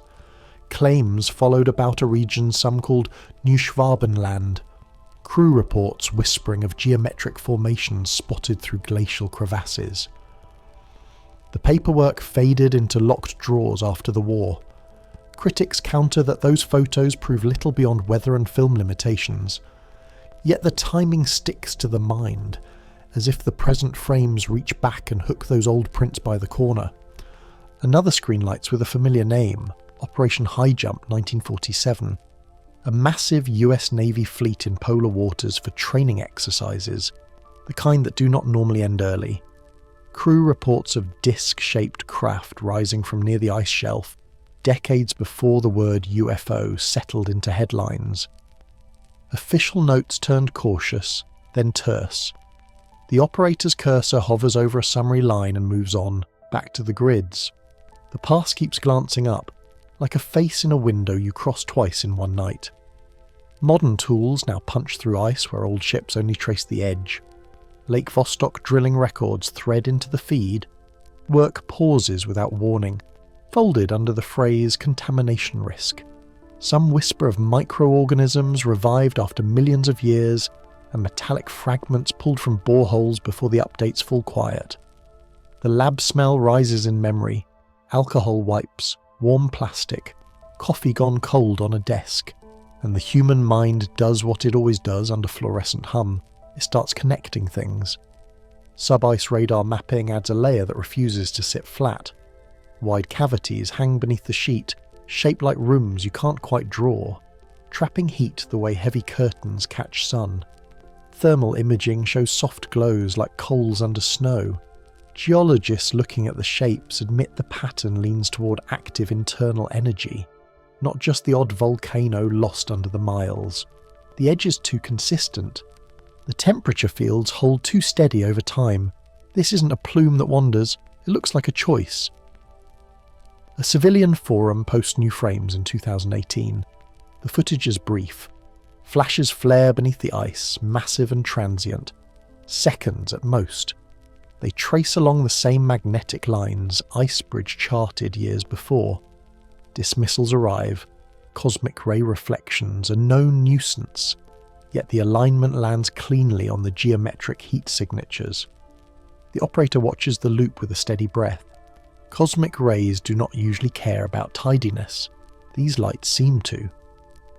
A whiteboard in the corner carries a phrase that never quite gets erased. Global network. The Antarctic map on the screen sits beside a smaller display of oceanic ridges with their own odd signatures. If survivors sought the best refuge, isolation and steady heat would rank high. The southern continent offers both under a roof 2 miles thick. Stable ice, geothermal warmth, and a horizon no one marches across by mistake.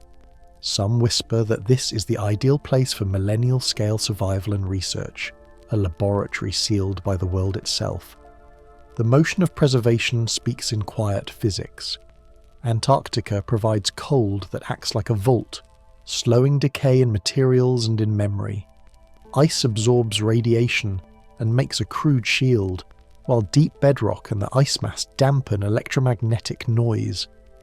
Geothermal vents seep constant energy through the floor, gentle as a sleeping dog's breath, enough to power systems for ages if someone knew how to sip it. The operator traces the grid with a fingertip as if that could test the thickness of time between now and then. Not all signals obey tidy lines. A team logs a thermal bloom that appears, holds, then fades to neutral like a held cord released. Another log marks a magnetic surge that travels a clean path before falling into background. These are not random sparks. They read like operations, routine. A pattern that repeats every so often, close enough to suggest a timetable, far enough apart to slip under most radars. Supporters suggest cycles of maintenance or energy redistribution in large enclosed spaces. Others dismiss the idea as narrative hunting, minds wired to find stories in noise. The second view might be right, the first view might be practical. Across the years, the human element keeps the data honest. A tech at a console rubs a kink from their neck. A field crew at a drilling site warms hands over a small heater while waiting for clearance. A pilot banking a survey pass checks the horizon and notes the clean line where the ice meets a sky that never seems to end. Every person is doing a job. Nobody wrote mystery into the schedule. It arrives anyway in clean squares and even heat. The grid repeats in stacked layers when filters toggle to depth. Boxes under boxes, as if the plan took thickness as seriously as width. Wilkes Land shows one pattern, Queen Maud Land another. Same logic, different layout. A good engineer changes footprint when terrain shifts. The operator looks at the contrast and thinks of blueprints rolled across a table. If these are geological ghosts, they are very steady ghosts. A line appears on the console, sensor drift. With a pause, the operator runs calibration against known beacons. Drift cancels, the shape stays. There's a small relief in that, the kind that feels like stepping onto a solid stair after a stretch of bad ones. The hush in the room deepens to the softer kind born of focus, not doubt. The operator writes a time in a margin, circles it, and draws a thin line through the date on the board. Small human gestures feel like anchors in rooms where machines watch the cold. Old files are not language you can trust blind, but their rhythm can guide you toward the next door. The 1938 prints, the 1947 fleet logs, the sudden work stoppage at Lake Vostok, each leaves a trace. None proves a claim alone. Taken together, they nudge. They say, with a steady hand of weak signals gathered in a patient pile, that Antarctica might hold more than ice and bedrock. The operator studies the stack and doesn't say it out loud, but the thought keeps threading through. Beyond the consoles, the world outside is weather, wind hammering a metal roof, snow whitening a parking lot light. Inside, numbers move. On the screen, heat maps bloom then fade, as if you were watching breath under cloth. Some frames align with known geothermal hotspots, some do not. That mismatch is where people lean forward. If certain chambers hold warmth without clear ties to natural vents, the question shifts from if to what for. The idea that equipment operates beneath the ice comes with a particular chill, not fear. More like the way a cold object stings when you hold it too long. What could run that long, that quietly, in secret? If the geometry implies transmission, then geometry implies reception. If it implies storage, then storage implies intent. Perhaps the grid distributes stress or heat. Perhaps it routes power. If it moves information, it might carry updates or wake-up calls. The mind walks the possibilities as steady as pacing a hallway at night. The operator schedules a follow-up pass. The orbit aligns in 2 days. Another team tags the magnetic lines for higher resolution sweeps. A third requests access to the 2018 transient light files to cross-check time windows. The work feels like lacing boots before a long walk. Nothing dramatic.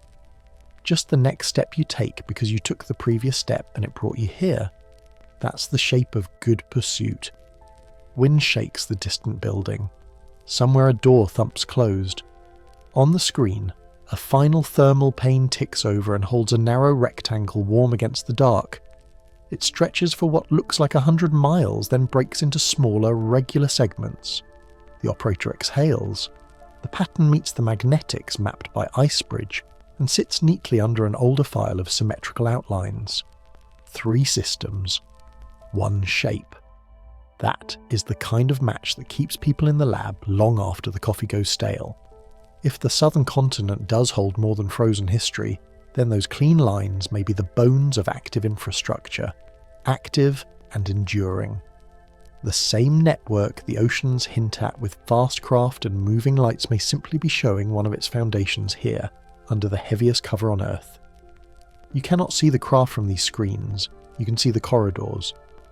And once you see corridors, surface events around the world start to feel less like isolated lights and more like traffic. Outside, the polar wind writes its long note across the ice. Inside, the grids keep their quiet glow. The operator marks the log and dims the screens for the night. In the dark glass, the room reflects back, a human face floating over a continent of blue heat and steady rectangles. Maybe the warmth will fade by morning. Maybe the next pass will draw a cleaner edge around those shapes. Or maybe the grid will expand, one more row waking under the cold, while above, something sleek slips from black water to white sky and vanishes into air that never tells you where it sends its secrets. Dawn lifts over the floodplain as low fog unthreads itself from a line of brick platforms. A farmer's sandals crunch through damp silt. Reed boats creak at their moorings, and the first oven fires breathe a sweet, earthy smell. A step pyramid of mud brick rises from the flats, not grand yet, but deliberate. On a clay tablet nearby, a scribe drags a stylus through wet lines, and wedges with the calm rhythm of someone copying from something older, not inventing on the spot. The light catches the marks, and the symbols look less like a new language and more like a system reawakened. The question that follows moves like a low wind over water. How did writing, astronomy, law, and farms built on measured canals arrive here, almost complete, around 5000 BCE? The expected story is gradual, a slow climb through trial and error. Yet the Sumerian record shows a steep rise. Cuneiform appears with accounting, contracts, boundary stones, and star lists that track seasons with notable accuracy. City grids stabilize.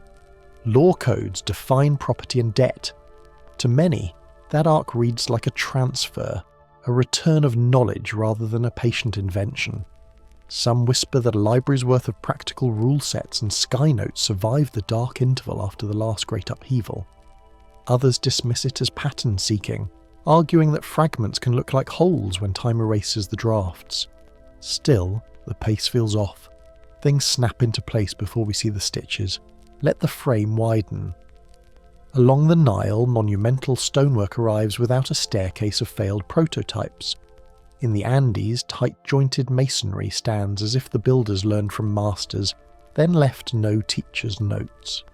In early China, metalworking blooms where the tools that should have led to it appear out of order. Supporters suggest these aren't isolated sparks, but echoes of a single bank of methods resurfacing in different climates, attached to different gods, yet solving the same old problems of measure, calendar, and stability. Critics counter that the evidence set is biased by survival. We see what lasted and miss 1,000 wooden prequels. The tension between those views doesn't cancel the strangeness, it sharpens it. Numbers do their quiet work across borders. Units that map cleanly to each other show up where there should be divergence. A cubit that travels in the hands of builders, a foot that persists, a yard that turns up in large stone baselines. The idea that many cultures align to sky markers by coincidence gains weight, until it asks for an organising story. Shared math ancestry would explain the clean fit and the repeating angles. It would also imply someone carried standards along with songs, teaching apprentices on new coasts with old sticks and stories. The consequence is delicate. If standards moved with people, the map of influence looks less like conquest and more like stewardship. Artifacts whisper in their own way. Cylinder seals carved with winged discs are small, portable, and designed to leave repeating impressions. On walls and in scrolls, familiar shapes recur, lens-like bulbs, stepped platforms with moving lights, vessels that seem as comfortable above the sea as within it. Supporters suggest these are memory images of devices, filtered through belief and carved with the tools at hand. Others dismiss the match to modern forms as nitric. Yet the motif sticks. Across the Atlantic, in codices that survived fire and time by chance, there are scenes of skycraft descending to water. Whether these are visions, symbols, or records, the theme of sky to sea returns like a tide. Libraries once held the threads. The scroll rooms that burned are not here to speak, but people wrote about what they contained. Accounts tell of compendia that reached back before the flood, lists of stars coupled to fluid measurements, and mundane instructions that read like field manuals for administrators and engineers. In older texts from highlands and river valleys alike, luminous visitors teach metal and lore, and weapons in certain epics describe effects that sound eerily like modern radiation. Some whisper that these were not fantasy but cautions wrapped in tale. Others dismiss the parallels as the mind-making bridges that don't exist. Whatever the truth, the idea of forbidden shelves and erased books lingers like smoke after a long-vanished fire. A different problem sits in the centre: simultaneity. After the world's sharp climate flip, separate regions show complex advances within a tight window. Isolated groups align temples to specific star clusters, slice circles into neat 360-degree pies, track precession-length cycles, and lock attention on Orion and the Seven Sisters. If everyone moves at once, we look for a drummer. Supporters suggest the drummer was memory, carried by pockets of survivors who guarded core tables, angles, ratios, counts, and taught them when land settled. Critics counter that human minds confronted with the same sky will find the same solutions. Both lines can breathe in the same room. The oddness remains calm and persistent. There is a visual rhyme that feels modern. Look closely at temple friezes and board-like grids appear, repeating nests of forms that mirror themselves at different scales. Carvings layer patterns that step inward and outward, a geometry that carries current in our time. Fractal logic dressed in stone. Supporters suggest this is a way of embedding function in form, a memory device for field flows and signal paths disguised as ornament. Others dismiss the match to circuits as a metaphor stretched too far. Still, when a pattern holds its shape like this, the eye keeps returning. The same nested logic that makes a tree branch or a river delta shows up on lintels, and lintels are where the teacher would draw. The who behind this map matters as much as the what. If knowledge resurfaced after a long winter, it needed hands to carry it. Not an empire or a church, but quiet lines of stewards with simple rules. Preserve tables, build exteriors that last, teach without crowns. In that light, a stepped mound on a floodplain becomes a classroom with drainage. A ring of standing stones turns into a seasonal regulator. A copper tablet with angles is a passport. Some whisper that a guild of memory workers crossed generations in the open, camouflaged as masons, surveyors and timekeepers. Others dismiss the romance of hidden orders, yet the methodical feel of early law and measure doesn't read like chaos finding itself. It reads like a curriculum. Human hands make this more than theory. You can see the scribe's wrist rotate as the wedge splits at the tip. You can feel the mason's palm flat against cool stone at dawn, checking a joint. A toothless elder taps a stick twice to count out a length taught to him, and the boy watching will use that beat to set a wall straight. These small actions knit huge patterns. When the same rhythms recur in places that never traded coins, it hints at a common teacher or a common book. The argument doesn't rest on spectacle, it rests on repeatable work. Skeptics hold a necessary mirror. They point to confirmation bias, to cherry-picked measurements, to the human urge to connect dots. They warn that we risk smudging the record if we see intention in every alignment. That cautions the hand. At the same time, the sheer density of cross-cultural correspondences stacks up against chance. The mind can chase illusions. It can also notice patterns that evidence wants us to face.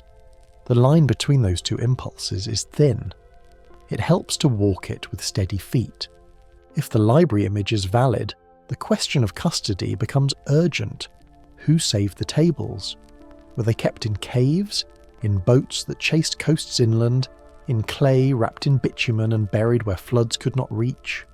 Some whisper that knowledge was split like seed grain, spread wide so no single loss would wipe it out. Others dismiss that as a story told backward to justify echoes we can't explain. Still, the practicality of redundancy appeals. You see it in law codes copied in triplicate. You see it in stones that anchor a landscape but carry angles that travel.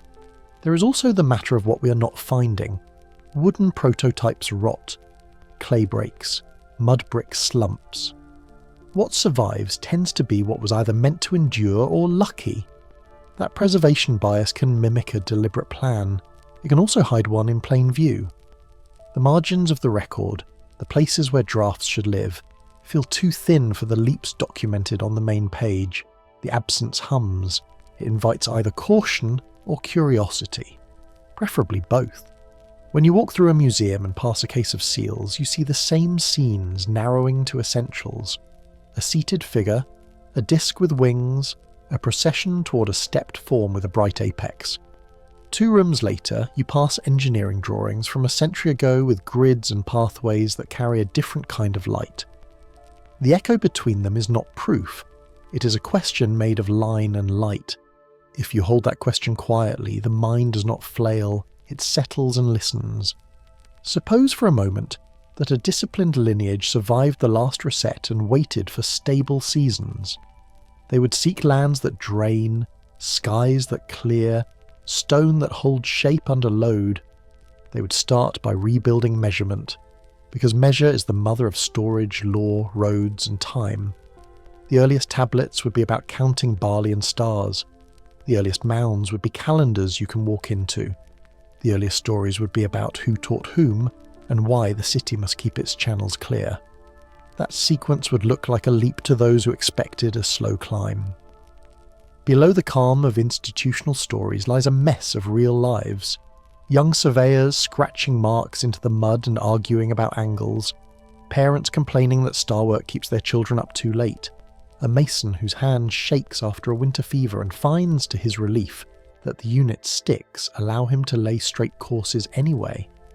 These details matter because they turn an abstract theory into a practice that could have functioned after disaster. They also hint at the cost of carrying a thread through centuries. Memory needs labour. If deep carriers did exist, their traces should appear at the edges of known states, where temple and workshop blur. That is where we see odd hybrids, priest engineers who time canals, astronomers who arbitrate property, scribes who run docks with tally sticks. This blend has a purpose. It keeps the city alive. It also fits the profile of a group more invested in continuity than credit. You do not see names chiseled large. You see repeatable forms and simple ratios walking forward through time. All of this brings us to an uncomfortable corner. If recovered knowledge fueled the first cities after the last calamity, we should expect pieces of the same archive to reappear much later, wherever conditions allow and patrons are patient. That expectation casts a long shadow over the modern age. In the early reels of industrial laboratories, on paper that shines under desk lamps, you can sense a shift from fire to field, from muscle to geometry. We move from torches to filaments and from simple engines to devices that bend unseen forces. Inside wartime facilities, men and women with slide rules chase equations that seem to rhyme with old myths. They test materials that carry stress in ways that feel more grown than forged. The footage is grainy. The room tone is constant. Yet the posture of the work recalls the old program. Measure precisely, encode quietly, aim for repeatable results that can be taught in a whisper. Supporters suggest a through line from the first tablets to these labs, a lineage of practice that changed tools but not principles. Others dismiss that link as nostalgia wearing a lab coat.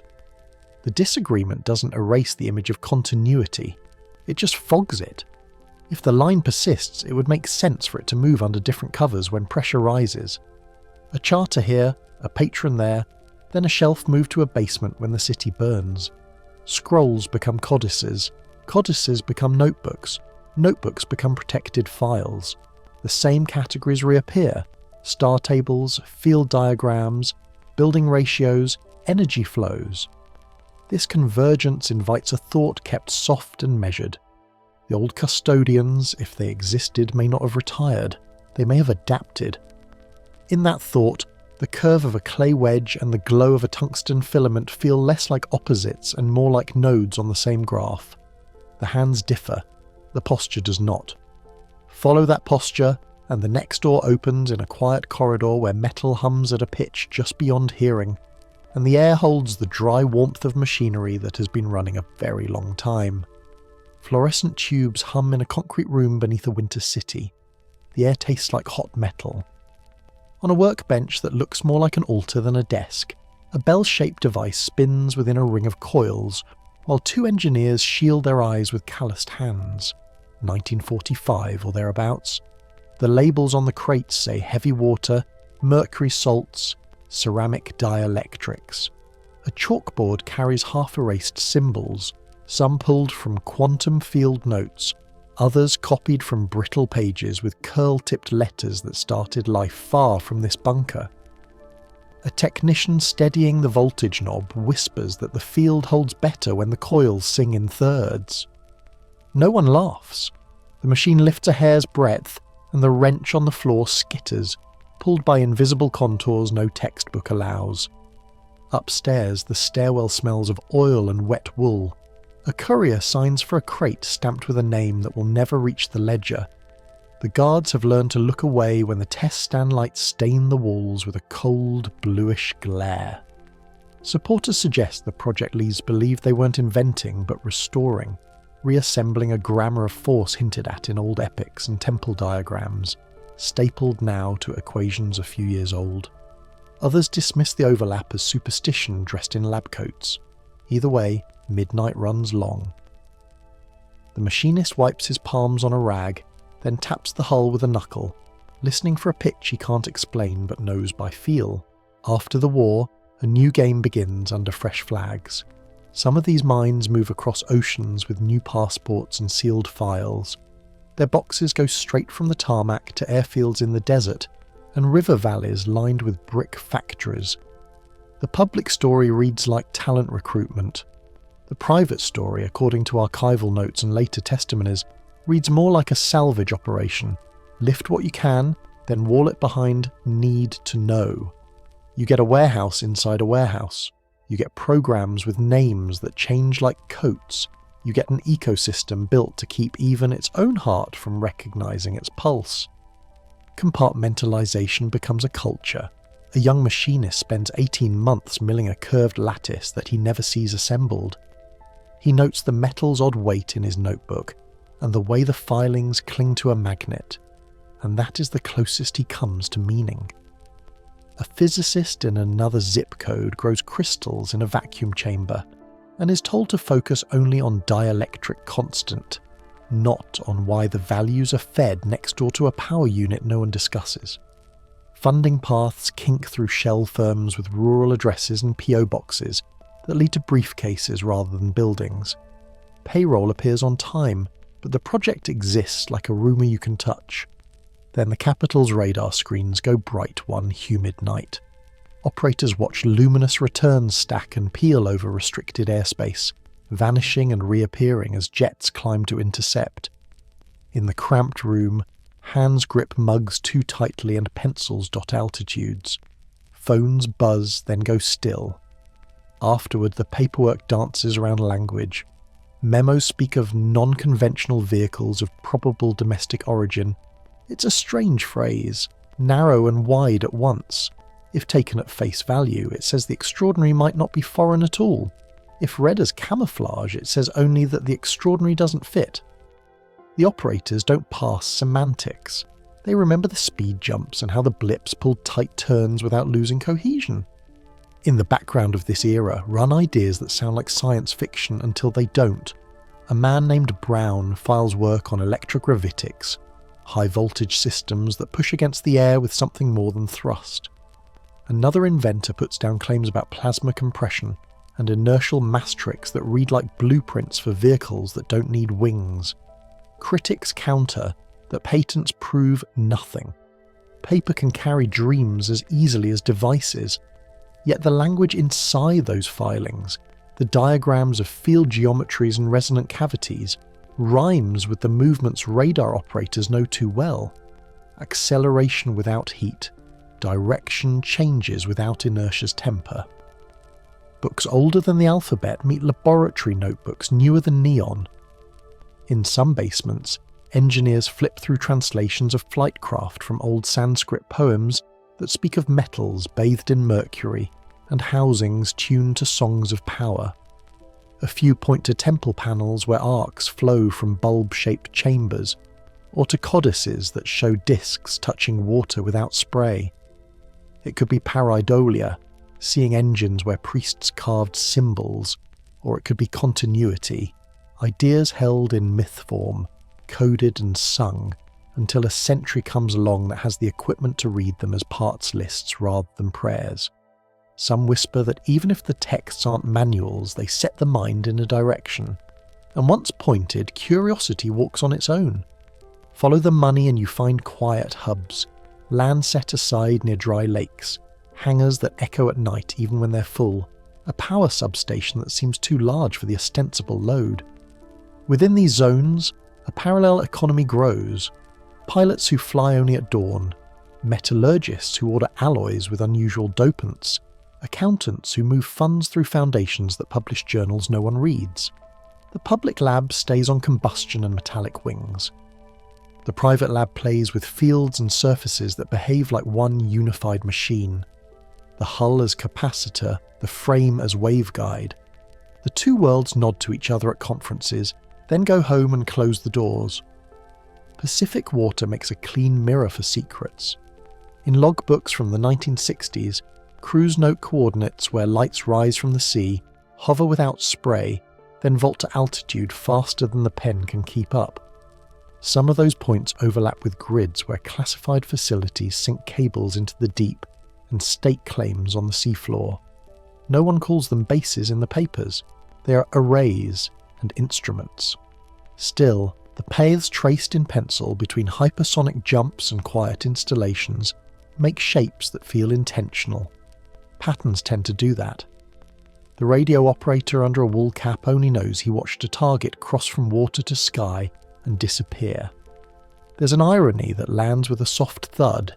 Each celebrated leap, field propulsion rumours, inertial tests, materials that drink vibration, seems to pour along channels mapped long ago in stone. Megaliths built with uncanny resistance to quakes. Chambers that focus sound the way a lens sharpens light. Alignments that mark cycles of Earth tilt as though a design brief required stability for ages, not generations. You can read that as human pattern hunger, or as a faint through line. The flood washed the old laboratories away, and the next laboratories took different shapes. Same questions. New walls. People who work the quiet jobs speak simply about it once they retire. A bolt that heated unevenly, as though the local weight of space changed by millimeters. A test stand where objects refused to weigh the same from 1 hour to the next, unless the coils hummed at a certain pitch. A payload fairing that did nothing aerodynamic but lit up on electrometers like a storm cloud. They rarely talk about anti-gravity. They talk about odd results that never fit the graphs most journals prefer to show. You hear pencil scratching. You see a coffee ring spreading across a blueprint. Supporters suggest all this points to a breakaway continuum, a society within the society, not hidden in caves but in budgets. It would need pilots who do not ask many questions, scientists who accept only pieces of the whole, and financiers who can move resources without naming them. It would also need a reason. Maybe energy independence, maybe advantage, maybe a longer memory than the rest of us keep. Others dismiss this as a story built from misread papers and wishful math. But the world often runs on arrangements we only glimpse from the corner of the eye. The curricula for public science stay unimpeachable on paper. Aerodynamics is clean. Thermodynamics is sovereign. In the quiet places, engineers draw systems that reach past both. Field propulsion has a one-liner appeal. Push on space instead of shoving air. If such a method stabilizes and scales, gravity stops being a wall and becomes a tool. Water and sky blur into the same medium when drag doesn't matter the way it used to. That single shift reframes every old maritime story about discs sliding into the sea without foam, every newer sensor record that can't find a heat plume where speed demands one. Sometimes the strongest clue is the choreography of denial. Projects are inconclusive right when teams ask for a steel that doesn't exist. Tests are postponed when a measure lands on the wrong desk. Data is corrupted when a screen shows angles that give auditors headaches. The pattern tilts in the light and its meaning sharpens. If you can move without thrust in air, you can move without screw or jet in water. If you can fold inertia down like a cloth, the ocean's pressure stops being a threat and starts being a cloak. The story reaches back and forward at once. An engineer in a damp bunker copies an equation from a page that smells like cedar and age. A physicist in a sealed hangar runs a simulation until sunrise, then erases the whiteboard before the cleaning crew arrives. A radar operator in a tie wrinkled from the late shift watches a target write a figure 8 above the monuments and then exit the scene. Different eras, same gesture. A hand hovers over a switch. A breath holds. A note in a margin says, repeat at 3.2 kHz. If the flood forced the last advanced culture to move its laboratories out of the weather, the ice and the deep would be logical homes. A network of geothermal hollows under polar sheets, corridors of heat around mid-ocean ridges. A society could live there if it learned to pull power from fields we barely name. That society's machines would look like myths to us. Discs, bells, ovals that don't mind crossing between water and air because to them it is only a phase change, not a boundary. The name for such craft has a bureaucratic ring now. The behaviour is older than the label. One stormy night, a destroyer cuts across black water and its sonar room fills with a steady rhythm from below. Not whale, not sub, but regular, deliberate. The officer on watch taps the chart where coordinates match cables laid years earlier. No one says what they think it means. Each ping seems to find its echo. If ancient refuge learned to thrive beneath the ice and along the trenches, the returns we see now might be less an invasion than a commute, home routes, maintenance runs, a lineage passing through old doors with new keys. The coils sing in a low, steady tone as the lab lights dim to a thin blue. Between twin rings of copper, a dull metal sphere hovers, not quite still, as if held by invisible threads. There's a faint smell of warm dust and ozone. Screens show current, voltage, and field strength rolling in tame numbers, but the sight in the centre refuses to feel ordinary. The sphere keeps floating. No propellers, no jets, just fields. Some whisper it's a party trick from an old archive. Others dismiss it as ionic drift or a lab quirk. The record shows years of work like this, though. High-voltage experiments where gravity seems to ease its grip when electricity is shaped just right. It's quiet work. The kind that leaves more questions than answers, and just enough lift to keep the doubt alive. The paradox presses in from the edges. Stories from far places and far times talk about the same set of tools. Chariots of light that rise without flame, discs that move from sea to sky in one motion, weapons that act like sound made sharp. These aren't just colourful lines in old poems. Supporters suggest they're technical hints wrapped in myth, with verbs that sound like force and resonance and fields. If separate cultures hit the same notes, there could be more here than old stories echoing each other by chance. On paper, electrogravitics tries to do a simple thing that isn't simple at all. Use a strong electric field to change how mass responds to acceleration. Townsend Brown's name sits under early tests. Lopsided capacitors, lifters, high-voltage plates, all chasing a force that shouldn't be there. He documented thrust that scaled with voltage and geometry. Critics counter that ionic wind explains the push in air. The puzzle deepens in vacuum runs and in setups where the thrust doesn't fall as much as it should. That's where speculation slips back into the room. Modern filings with sober titles keep this thread alive. Those patents attributed to Salvatore Pais read like a bridge between fringe and formal. Phrases about controlled plasma, inertial reduction, and energy densities that make conventional engines look slow.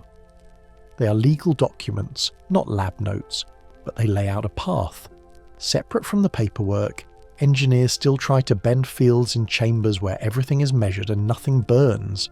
The sight of metal lifting in a no-draft room leaves a mark on the mind, even when the numbers say the effect is small. Let the frame widen. A camera aims at a temple wall under soft lamplight. Carved stone shows a boat without sails, a disc without wings, lines radiating in concentric waves as if something invisible pulsed outward. A few thousand miles away, a physicist stands beside a vacuum bell jar, dialing up a coil as metal rings hum and a needle quivers. The two scenes shouldn't match. They do, at least in shape. Reliefs show wave lines, labs map field lines, both hint at motion born from a push you don't see. At Dendera, energy glyphs curve like circuits sketched in vines. In Sanskrit epics, Vimanas shift between sky and sea with offhand ease, as if drag never mattered. Some of this might be poetic flourish. Supporters suggest it reads like a manual once you swap mythic nouns for physical forces. The continuity feels eerie. Across oceans and eras, the same themes. Lift without air, speed without fire, power that sings rather than roars. Whistleblowers describe craft that break more than speed records. They talk about shells that look cast in one piece, with no seams, and inner walls that act like batteries and frames at the same time. One phrase surfaces again. Grown, not built. Metal grains fused as if arranged from the inside out. Isotopes distributed in ratios that don't fit ordinary smelting, like someone tuned the atoms for a job. It's testimony, not a published data set. But it fits the larger riddle like a puzzle piece you didn't expect to find. Move between old words and modern screens and the correspondence tightens. Vimanas rising from water as if density is a suggestion. Greek tales of tridents calling storms that feel less magical if you think in terms of resonance and charge. Sumerian accounts of skyboats coming down in whirlwinds.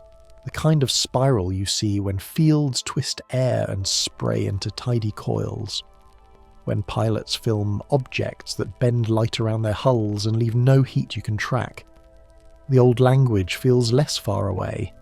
Contemporary encounters stack signatures you can list. No combustion exhaust. Gravitational lensing. Stars wobbling at the edges of the frame. Instant acceleration without the shock that should follow. Transitions from cloud to wave to depth with no pause and no plume. If the same list exists in carvings and poems, maybe this is less about aliens arriving and more about someone keeping a tradition of physics we forgot how to read. Field propulsion moves the problem from pushing against air to pushing against the rules. Stop fighting drag. Make the bubble that defines it move with you. In water, that would mean gliding without displacement. Cavitation becomes moot if the medium doesn't act like a medium anymore. The deep sea turns from barrier to hallway. Ruins on the seafloor change from dead cities to access points. A tunnel is only closed if you can't force the space around you to change. There's a clip of a Navy operator watching a bright object drop into the Pacific like it fell through a trapdoor. In the lab, the coil tone climbs as the floating sphere nudges sideways with no touch. Far offshore, a sonar trace draws a clean, impossible line along a trench wall, then rises in a controlled arc. These are separate rooms with separate instruments, but the same quiet rule seems to hold. When fields do the work, the usual price of motion goes missing. Some of Brown's old notes show sketches with layers, conductor, dielectric, conductor, all wrapped like an onion. The whole craft as capacitor. A hull that charges and discharges, moves charge around, sets up a symmetry, and rides it. If the hull is the engine, then shape matters in ways that have nothing to do with aerodynamics. Smooth, rounded, minimal edges, like raindrops made of alloy. It also means repairs look odd. Replace a piece, and you change the circuit of the whole. Pace-style ideas go one step further. If you can compress energy in plasma until it behaves like a coherent field, then you don't need a rocket to push. You alter inertia. Objects don't resist acceleration because the space around them carries them. It drives a simple thought. If you can change inertia and gravity at will, you can choose which part of the planet counts as down. Air or water, surface or trench, location becomes a preference, not a limit. Temple scenes carved with nested arcs make more sense when a technician overlays them with plots from a coil test. Same rings, same spacing, same suggestion of waves rolling out from a source. Not proof, not even close, but a rhyme your mind keeps hearing. If someone tried to archive physics in stone, they might reach for patterns that last. An equation fades on papyrus. A wave carved in granite holds. Those who speak of recovered craft talk about materials that behave like living skins, piezoelectric responses that change stiffness with voltage, lattices at the microscale that steer stress and heat to nowhere. If you built a hull to be a battery and a brain and a shield, it might look like that. It would also explain why nobody finds a fuel tank. Energy stored in fields, pulled from the environment, or both. If water ions can feed the system, the sea itself becomes a charge reservoir. Ancient accounts nod to that same idea in bent language. Storm gods riding thunder, sea deities eating lightning. It's poetic, yes. It's also a neat metaphor for harvesting gradients, voltage between sky and ground, salinity differences in the ocean, piezoelectric pulses from stressed rock. A craft that reads the planet's energy like a map doesn't need a runway. It needs a gradient and the right resonance to drink from it. Modern sensors, infrared, radar, LIDAR, record the absence as much as the presence. Craft that blur against background like heat mirages where nothing is hot. Bubbles of disturbed space where light bends but air stays still. If that's an engineered field, then the signature matches both the lab and the law. A body that makes its own pocket of reality glides through ours without paying the toll.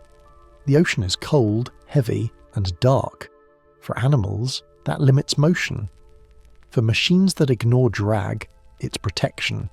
If you can move at hundreds of knots at depth with no cavitation, the trenches become avenues. Installations can hide in plane pressure. What we call ruins might be ports. What we call seamounts might be housings.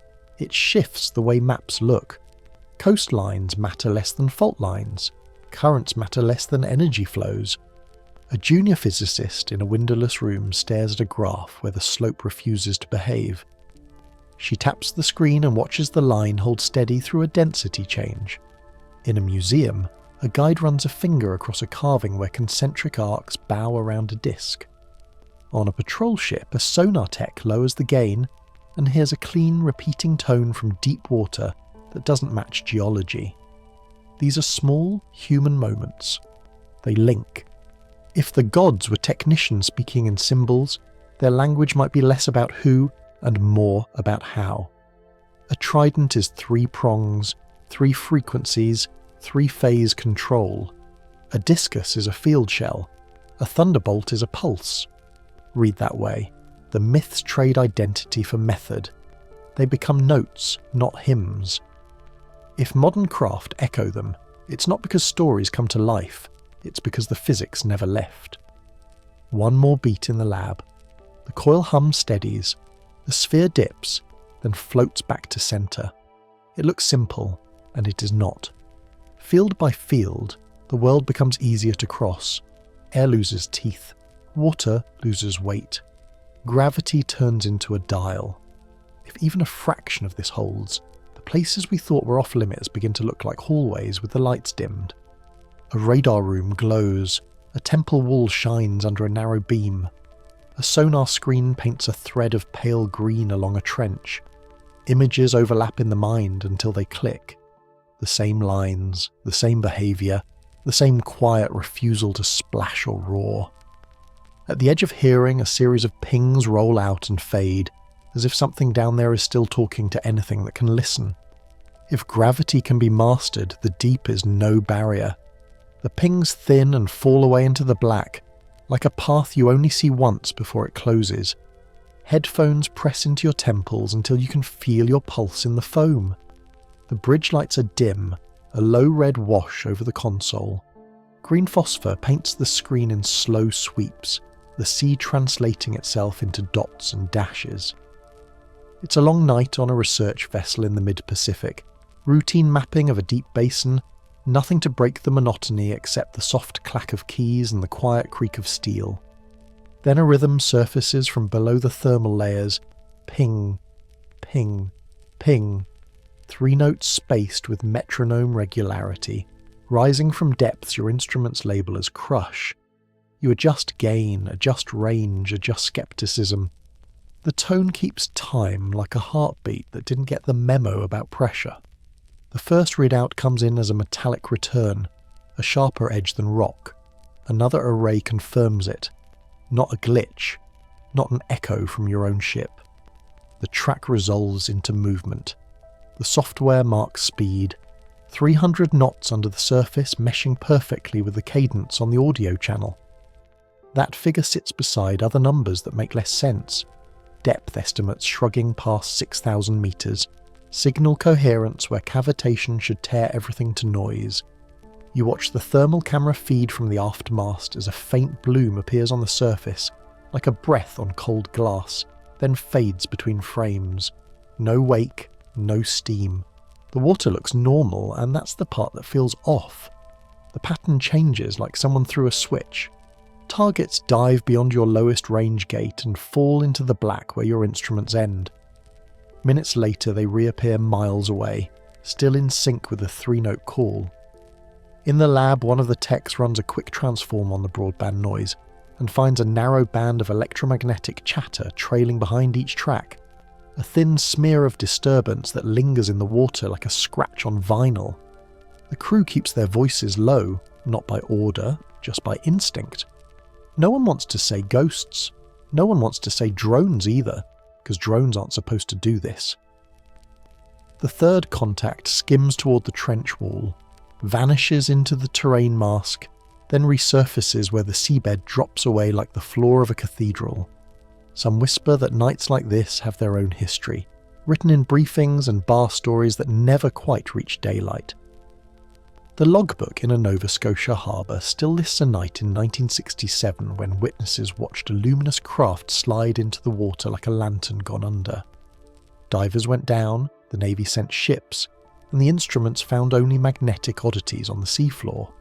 The paperwork exists somewhere, locked, while the story moves on in the mouths of those who saw the light and heard nothing break. Cold War rooms far from this calm deck once watched other screens with the same washed-out green. Declassified notes speak of metallic echoes pacing nuclear submarines under the Arctic pack. The speeds recorded did not match known vehicles, and the reactor readouts on the subs registered no heat plumes beside them. Supporters suggest that absence means field propulsion of some kind, a method that sheds heat elsewhere or never creates it in the usual way. Critics counter that sensors fail, especially in extreme cold, especially when budgets and careers ride on an answer. The logs still sit there, uneven but persistent, a stack of anomalies with the same outline. Your own night drifts back to the present as the bridge door opens and a watch officer steps in with a mug steaming in his hands. He doesn't ask if you're hearing it, he asks how often. You walk through the timing, 18 hours shy of a minute between the longer repeats, a tighter interval on the short series, like someone's counting in a language that hits the ear as music. It matches a sensor report from 2016 pulled from Antarctic archives where under-ice arrays recorded 3-tone ascending signals on the same schedule for months. Harvard acousticians quietly noted the regularity felt more like a protocol than a glacier groan. They filed it as unexplained and moved on. The tone in your headphones taps the same ladder of notes and lands on the same rung. A junior tech plays back a clip from the Pacific Range test in 2019, when a naval crew tracked a sphere that slipped from air to water without throwing spray. The clip isn't dramatic, it's spare. Sensor overlays and calm voices and a timestamp in the corner. The point, for those paying attention, wasn't spectacle. It was coherence across systems, air and sea, both reading the same target, behaving with the same indifference to drag. Months earlier, a surveillance camera in Puerto Rico recorded a similar sphere crossing a runway, dipping into the ocean, then reappearing without slowing. The data made its way into a dry report that used the term everyone's now forced to use: Transmedium. It's the sort of word engineers make when they run out of older ones that fit. The ship rolls on a long swell, and the phosphor sweep paints the same statute straight lines across the trench. The target's speeds don't waver. Underwater, anything moving that fast should carry a shock of vapour around it like armour, breaking water apart and roaring in bubbles. Your sonar doesn't show that. The returns are clean, tightly defined, as if drag isn't part of the math. You scan through old sets from S as US hydrophones, back when the ocean had ears strung from cape to cape, and find runs that line up with tonight's coordinates: mid-ocean ridges, subduction zones, places where the crust thins and the planet breathes heat. Those are the same lines where earlier expeditions caught glimpses of right angles on the seafloor that resist easy geology. A petty officer points at the map overlay, tracing arcs along the ridge like invisible highways. A contact blinks at the edge of your scope, then splits into two, as if reflection turned into company. They hold formation through the layers where thermoclines would normally scramble the picture. One dives, the other rises toward the surface layers and stalls just below them. The thermal camera marks a faint circular warmth, then loses it, as though the energy went somewhere other than the air. On the intercom, a dry voice asks for chatter to be kept to need to know, not secrecy exactly. More like giving the unknown room to speak without your noise on top. Meanwhile, the past keeps knocking on the hull. Old radar tapes from a capital's airspace in the early 50s show flights that performed with the same disregard for drag and inertia, then dropped from cloud to surface near a river and didn't return skyward where eyes could follow. The reports use sober language, but the shape of the thing is there. A break in the sky. A vanishing near water. Later in the Pacific, a crew logs pyramid-shaped contacts holding together as they shift mediums, tracked by multiple devices and then gone into trenches like arrows disappearing into shade. The language stays careful because careers demand it. The pattern underneath grows louder than the tone of the prose. The cadence in your headset resets. The 3 notes climb again. The computer marks them, gridding the timing into a neat string, and a data scientist on the night shift maps the intervals onto known communication schemes out of habit. The fit isn't perfect, but it isn't random either. He looks up with a raised eyebrow, the look of someone who knows better than to claim codes where there are none, but also knows a ruler-straight beat when he hears it. Some whisper that what we call ocean noise contains conversations that don't announce themselves. Others dismiss it as pareidolia with a paycheck. The ship's hull gives a slow groan, as if reminding everyone which layer they inhabit. Out on deck, the air carries salt and diesel. The night is warmer than it should be out here, a band of soft air like someone draped a shawl over the sea. The horizon shows no lights, only the Siamos smudge of stars when the camera fails to focus.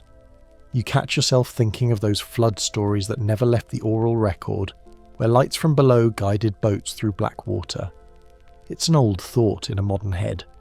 The returns on your screen don't ask for myth, they ask for math you don't have yet. A note slides across your keyboard from the comms room. Keep transmissions short. The officer doesn't say why, he doesn't need to. The last hour's contacts have multiplied. 4 now, 6, 12. They're not in a swarm and they're not random either. They space themselves along a curve that mirrors the ridge arc, equidistant in a way that would fit into any engineer's tidy folder labelled network. Down in the sound room, someone notices the 3 tones rising not just from your sector, but in faint sympathy from 2 others. The aftering in the headsets hangs just a hair longer than before. A scientist back on shore once told a quiet conference that if something intelligent shares the hydrosphere, our new toys would make us loud to them all at once. Every new array, every new emission, an accidental hello. If that's true, then spikes like tonight might be less about arrival and more about response, not visitors. Observers who simply nod when they notice you tapping at the glass. You log each pass, each fade, each return with the dry language of the job. The verbs are clean, the adjectives stay sparse. The discipline helps the mind not leap ahead of the page. Still, your hands feel warmer on the console than a moment ago, and your mouth tastes of copper in that way it does when surprises drag adrenaline into the mix.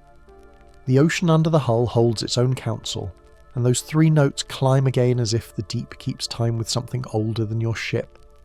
An hour later, the screens grow busier. Contacts bloom where the ridge bends, repeating the earlier arc at a larger scale. The room tightens. Shoulders rise, coffee cups pause mid-air, a pencil rolls and someone catches it without looking. The watch officer orders communication quiet. Not a lockdown, a dimming of the room's voice so the frequencies you're measuring don't drown in your own chatter. The 3-tone signals answer by stepping up in brightness on the graph.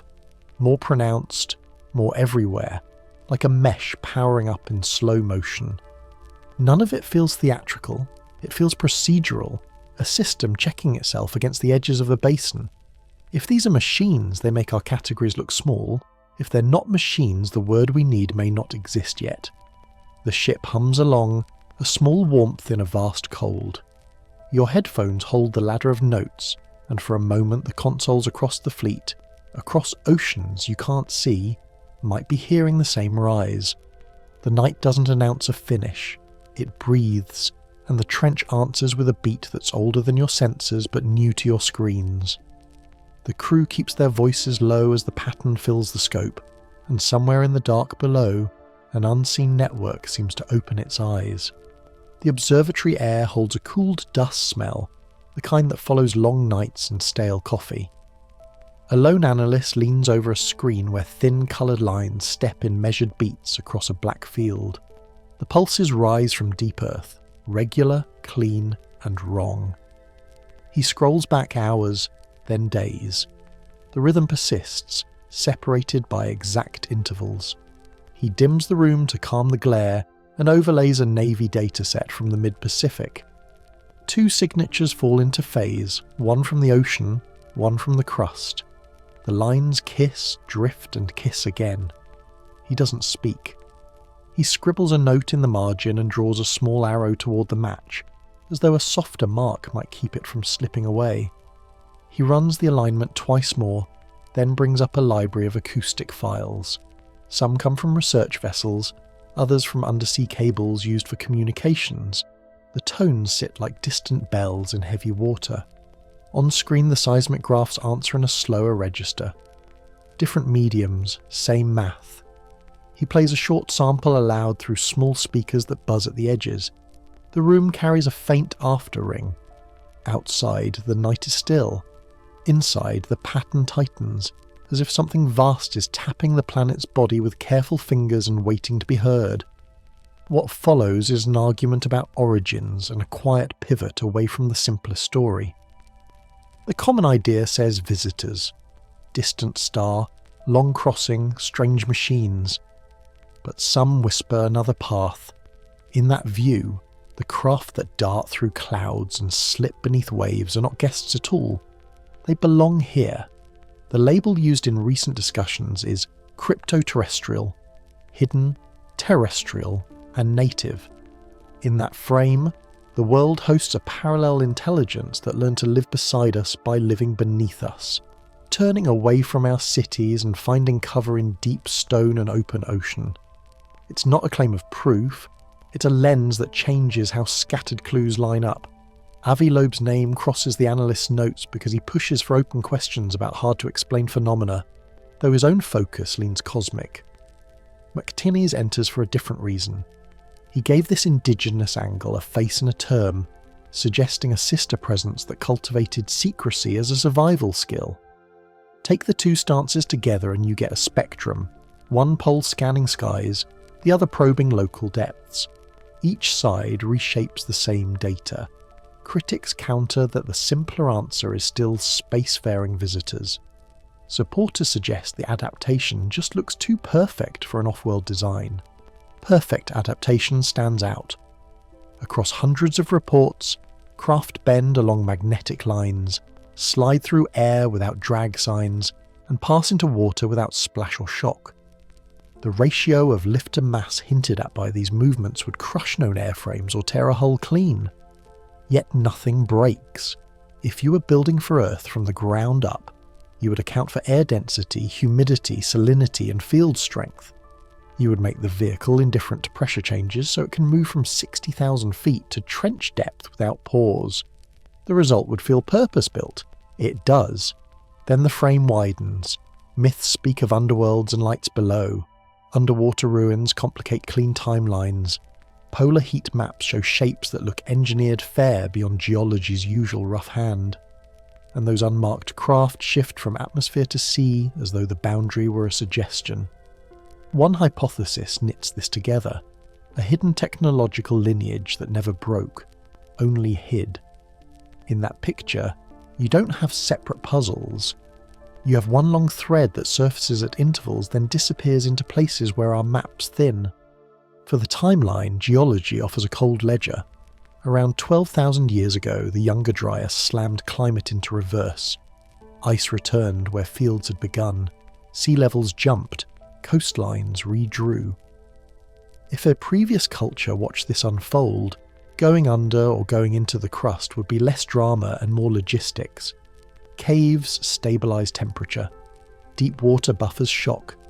If you lock down energy and agriculture in enclosed systems for a dozen millennia, the technology that emerges will feel non-human to us only because it didn't share our bottlenecks. We raced through fire, steam, circuits, and code.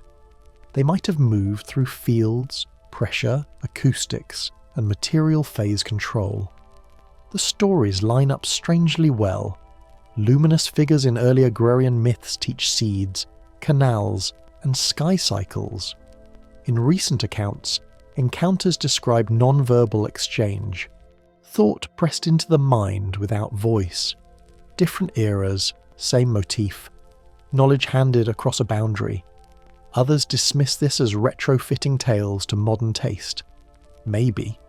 Still, when multiple cultures separated by oceans speak of beings from below who guide and warn, and you combine that with present-day craft rising from dark water, the echo deepens. It could be memory, not fantasy. Power matters too. The magnetic field mastery idea suggests these machines lean on the planet's own energy. Some encounters report compasses spinning, car engines dying, and comms washing out in a clean band of noise. Thermal surveys near the poles show warm corridors beneath ice where there should be none. If you could pull energy from shifting fields, you'd have quiet power almost anywhere. If you could shape those fields, you could bend light, mute sound, and bleed momentum. Myths describe gods shaping storms and walking under waves. The modern gloss calls it field manipulation. Different language, similar effect. Philosophy slips in at the edges. People tell of abductions and of rooms without lamps that still glow. They describe a presence in the head that doesn't need a mouth. If you set those accounts in the cryptoterrestrial frame, the tone changes. Instead of invaders, you get neighbours, too close for comfort, and diplomacy conducted in awkward, asymmetrical meetings. The human cost remains: fear, lost time, broken sleep. Yet the intent reads less like conquest and more like risk management. 2 lineages, 1 planet, and a very narrow corridor between exposure and disaster. Monitoring behaviour fits that reading. Data clustering shows more UAP activity near nuclear sites, launch ranges, and places where the crust pulls thin. After major weapons tests, underwater traces often spike. The craft appear during ecological crises too. Fires, spills, sudden blooms. It could be coincidence. It could be that our sensors are concentrated in those spots. Or it could be attention. If you were tasked with watching a restless upstairs neighbour who keeps playing with matches, you would keep an eye on their kitchen and fuse box. Back in the observatory, the analyst pulls up the map layer that shows seismic stations around the world. He marks every time the deep pulses sync with oceanic tones, recorded in the same window. The points fall along ridges, trenches and fault lines that feed the mantle's slow churn. The result looks like a breathing pattern for an organism larger than any we know. He writes 2 words in the corner of the page: not arrival. Then he underlines them, not because he is certain, but because the weight of the pattern demands its own trial phrase. A separate worry emerges. If the hidden lineage draws from the planet's field as both engine and veil, rising temperatures, shifting ice, and geomagnetic drift could alter that balance. Our expanding web of sensors, hydrophones, satellites, fibre backbones humming with faint sideband noise, pierces old cover like dawn through thin curtains. That might explain the slow uptick in daytime sightings and the bolder transitions near shorelines. If concealment falters, contact stops being a choice. It becomes a controlled leak, a slow acclimation, or a contingency plan rehearsed for a long time. Consider the etiquette of proximity.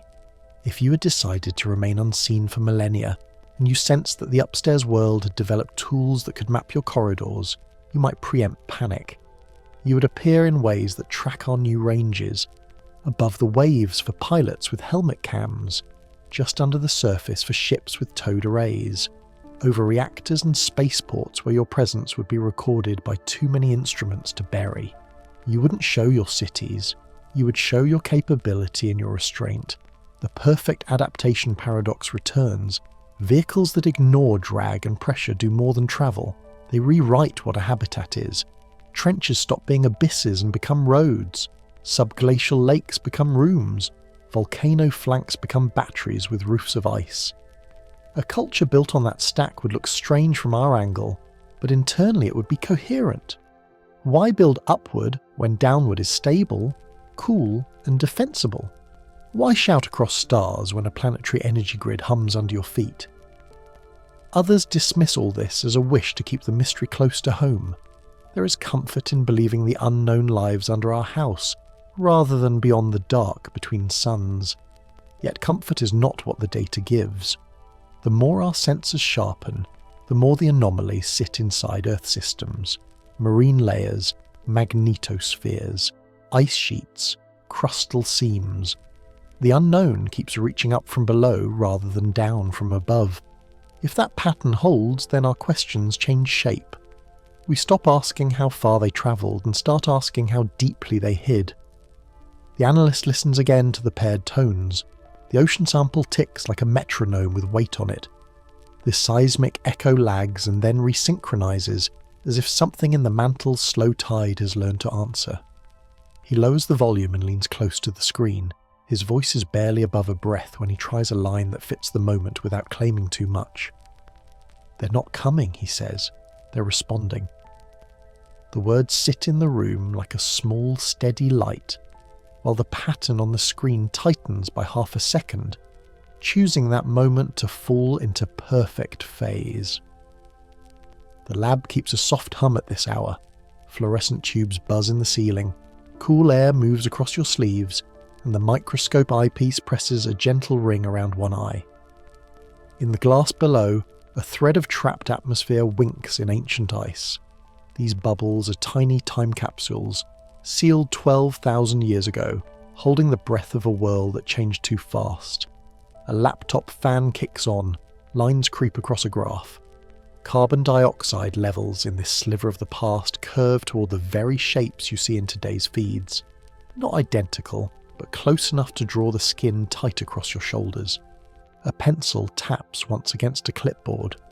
The page shows overlays. Pale blue for now, amber for the Younger Dryas. The profiles do a slow dance, drifting in and out of alignment. Where they meet, the numbers say something simple and hard. Abrupt shifts can repeat. Some whisper that history rhymes more than it speaks. Others dismiss those echoes as pareidolia. Patterns our minds build from noise. The room feels colder anyway. You make a small note in the margin and slide the tray to the next core sample, as if turning a page in a book we never finished reading. Across town, a geochemist dusts off a tray of soil from a modern river delta. The grains fall like fine tea on a filter. Under a mass spectrometer, the isotope ratios light up as a tidy string of peaks and troughs. There's a signature of human industry nested in there. Tritium traces, cesium whispers, quiet signposts from tests and accidents we have catalogued. Then an older core, drawn from clay that settled when mammoth still walked, shows a faint cousin of that same rhythm. Not proof of reactors in antiquity, but a tease of how shock leaves fingerprints in the air and dirt. Supporters suggest catastrophic pulses follow a playbook we barely grasp. Critics counter that different mechanisms can paint similar portraits. The dispute doesn't erase the print. Out on the water, a sonar operator rubs the bridge of his nose and leans closer to a green screen. The sea tonight is a low drum under a steady breeze. The scope paints the usual: shoals, a passing trawler, a lazy school of fish, then stutters as something thin and fast races across the bottom edge. He marks the time in a logbook, a second mark an hour later. Then he flips back through earlier pages after a thought nips at him. The dates line up too neatly with a calendar of weapons tests posted months ago. After detonations, the deep shows a flurry of motion. Not ships, not whales. Tracks that hold formation sprinting without cavitation, then gone. The deck lights swing and tick, and he finishes his note with a small pause between numbers. On land, the contrast can feel like a slap. You stand before foundations at Baalbek with edges that meet like closed lips, joints cut to ride out an earthquake by slipping tension into the ground. The limestone is warm with sun. Centuries of weather haven't forced open a seam. 10 hours later, you ride an elevator in a glass tower that creaks in a normal wind and shudders when a truck passes. We build for a quarter century and call it vision. They, whoever they were, seemed to pour time into stone until it became a kind of promise. Maybe those old lines weren't for gods. Maybe they were for the ground itself. Environmental data slips its own quiet hints under the door. When greenhouse gases spike, when oceans warm in lopsided patches, When dust from far fields rises into the upper air, reports of Transmedium craft tilt upward with the curves. It's not neat, it never is. But lines cluster. If this hidden intelligence survived a previous collapse, their recent appearances could be less curiosity and more concern. Watchers, not showmen. A neighbour who flicks on a porch light when they hear a fence rattle at midnight, not to scare you, but to say, "I'm awake." Old stories get a second life under that light, the ones that say the luminous people withdrew beneath the waters until the world trembled again, the ones that promise a return when the sky burns and the ground shakes. Read as theology, they comfort. Read as contingency plans, they feel like handovers left on a kitchen table. Some whisper that myths are manuals with the pictures rubbed off. Even if that's too neat, the timing clings. Cultures that never met kept time with the same tremors, then tucked the same warnings into their songs. The monitoring networks that circle the planet hum with new notes. Satellites pick up hot rectangles under the polar cap that hold shape through long winters, as if geometry rests beneath the ice. Ocean arrays hear a pulse with 3 long syllables rising like a careful breath, repeating on a schedule that outlasts seasons. In the air, instruments pull a familiar blend of gases that nudge toward readings seen in ice from the old cold snap. None of this is a confession. These are glints on a wet path, spaced just enough for a careful step forward. It starts to gnaw at the mind in a different way. Picture what it would feel like to carry the memory of a city's last day. Roads buckling, a horizon smudged with smoke, water where the market used to be. Then add time, centuries, then thousands of years. Add inventions layered on top of that pain until the tools become precise enough to map fault lines, to farm heat at depth, to live amid stone and pressure where surface weather can't reach. From there, looking up at our bright towers and loud tests, what do? Intervene and risk breaking the cover that kept you alive? Or wait and risk watching the same movie again? The mirror begins to show more than a face. Telescopes scan exoplanets and faint galaxies, while the sharpest clues might sit under our boots. The frontier we talk about as a horizon might be a basement door with an old key. If endurance is the core of wisdom, then the steadiest knowledge would hide in places that don't care about storms. The ocean's deep rooms, the locked vaults of ice, the bedrock that forgets the wind. One researcher adjusts a dial and watches a thermal feed of Antarctica bloom with small stubborn lights where no sunlight shines. Another checks an acoustic chart and sees the trench pulse again on the same schedule as last week. A third adds today's greenhouse reading to a long line that tilts up whether they want it to or not. None of them need to say a thing out loud. The air in their rooms holds the same quiet weight, the way a house feels when a storm line crawls across the map toward its roof. A quiet pattern emerges in the behaviour near our worst messes. After a nuclear test, underwater tracks multiply. After a coastal spill, lights sweep the shelf and then vanish toward the drop-off. The reports collect in small piles, not declarations, logs. If something older lives down there, the spikes could read not as curiosity but as checks on a neighbour who keeps lighting matches near dry grass. The empathy hypothesis lands with a soft scrape, like a chair pulled closer to the table. If they endured a reset, they might understand the noise of a society sliding across ice too thin to bear it. Their craft would skim the skin of the sea, dip through thermoclines and watch the weather breathe. They might nudge a little, not with a speech, with a presence. It doesn't erase the hard parts. If they speak openly, they risk changing the very fabric that gave them cover. If they keep to the deep, they risk watching a second burning. There's a sorrow baked into the choice. A neighbour at the window at 3 a.m, hand hovering over the lock, listening for the sound that says hurry. Some readers wave this off as romance layered on top of radar blips. Others take a different comfort in the thought that every age has a witness. The old and the new keep lining up in small ways. Flood songs talk about lights beneath the waters. Sonar maps at times find movement under the waves that glide in straight lines, then roll into the curves of trenches like trains choosing the right track. Carbon profiles from cores rhyme with today's trending plots. It's not a perfect chorus, but the harmony is there if you let the ears adjust to it. Supporters suggest the chorus means we stand before a cycle that older minds already learned to ride. Critics counter that we are dressing chants in ceremony. The tension between those positions keeps the work honest and the late-night pace steady. Your hand rests on the lab bench for a moment. The surface is cool and smooth under the palm. The screen shows a new line of data edging upward. A small breeze from the vent moves the corner of a printout.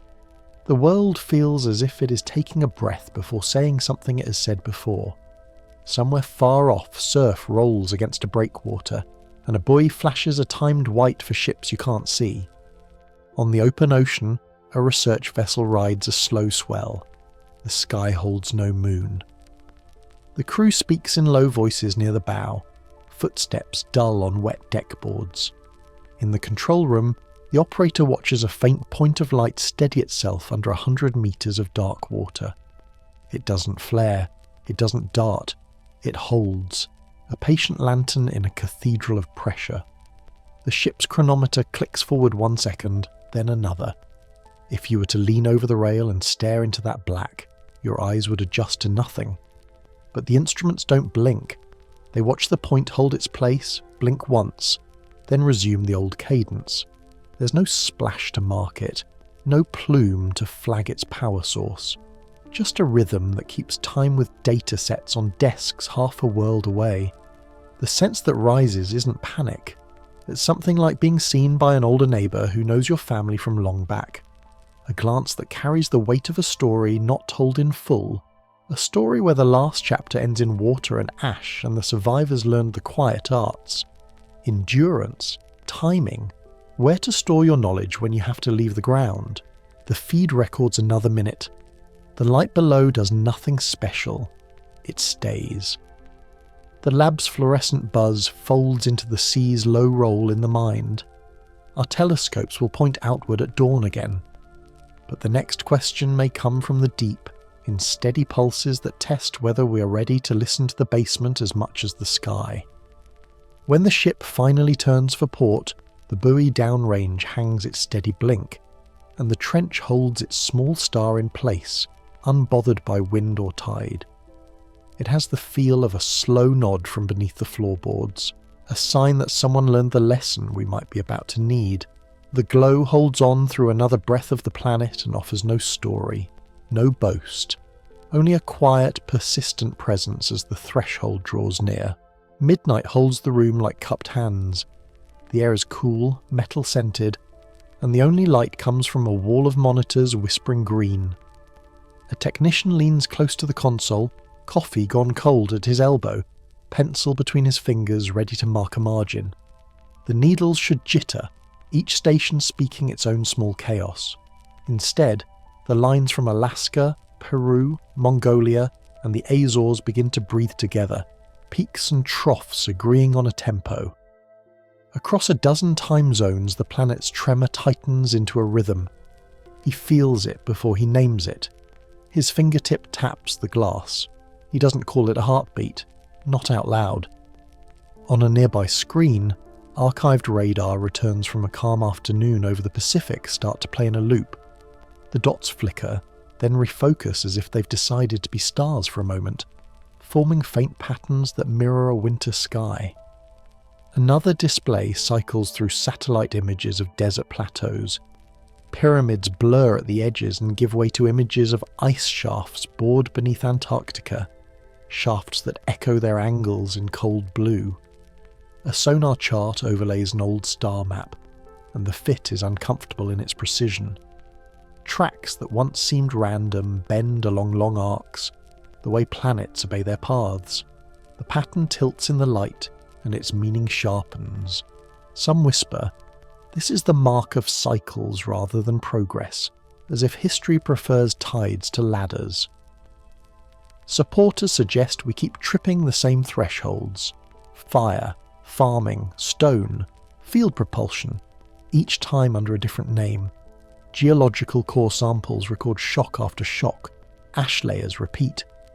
Meltwater pulses step down like stairs across the continental shelf. Civilizations may rise, fold, and rise again, leaving calm hints for those who walk after. Not a single grand story, but a series of overlapping rings, each ring scattering seeds into the next. Think of the diver whose mask fogs at 60 feet, cold biting the back of the throat through the regulator. He brushes silt from hexagonal basalt that has been tooled at an edge, not broken, the surface oddly smooth where pressure should have chewed it. 12 millennia sit between his gloved hand and the last time that face saw daylight. On shore, a lab down the coast spins up a chamber, ions forming little weather systems around a coil. Vortices trace the same geometry the diver touched, not because someone copied it, but because form likes to repeat when energy flows a certain way. The same shapes emerge in stone and in plasma, as if they share a quiet memo. We widen the frame and human voices slip in. In a high valley, monks chant a hymn older than the roof sheltering them, a line that tells of beings of light beneath the sea who guard the memory of worlds. Downrange, on an oceanographic vessel, a night watch records pulses from an abyssal plane that match the hymn's cadence more than coincidence should allow. The room doesn't make claims, it just records. The sailors note the hour, the monks note the season. The intervals stand in the air like a bridge you can't quite see but keep stepping on. The technician in the seismic room rubs the ridge of his thumb where the pencil has made a dent.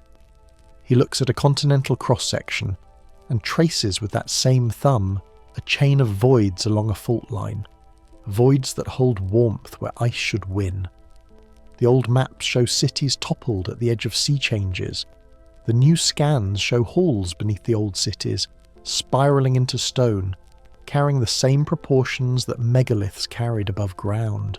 Some whisper those weren't temples but instructions, markers to teach the next hands where to dig and how to brace.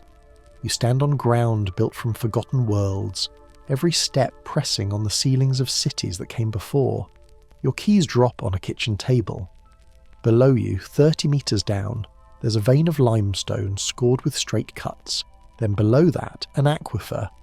And deeper still, a tunnel whose angles meet in ratios someone once chose on purpose. The city bus drifts past your window. Under its root, a chamber hums with low resonance, the pitch that keeps air moving through a place that hasn't seen sunlight since mammoths breathed. The distance between daily life and buried memory is thinner than it feels at noon. Over time, the story begins to read like heredity. Accumulated evidence hints at descendants who learn to move through pressure and density as easily as we walk through air. Early observers called it sorcery because they lacked another term. Later, test pilots called it impossible because equations say inertia should punish bodies that try those turns. Yet the objects keep making those turns, and they do it most often over trenches mapped by the same bathymetry that reveals ancient architecture. The line from myth to machinery doesn't run straight, but it runs. Sea surface temperatures cool in a night breeze. Far offshore, a watchman steadies binoculars and watches a pale arc skate under black water, pacing the curve of a current like a star following the ecliptic. A minute later, an entry on the bridge log notes a faint electromagnetic scrape across the sensors.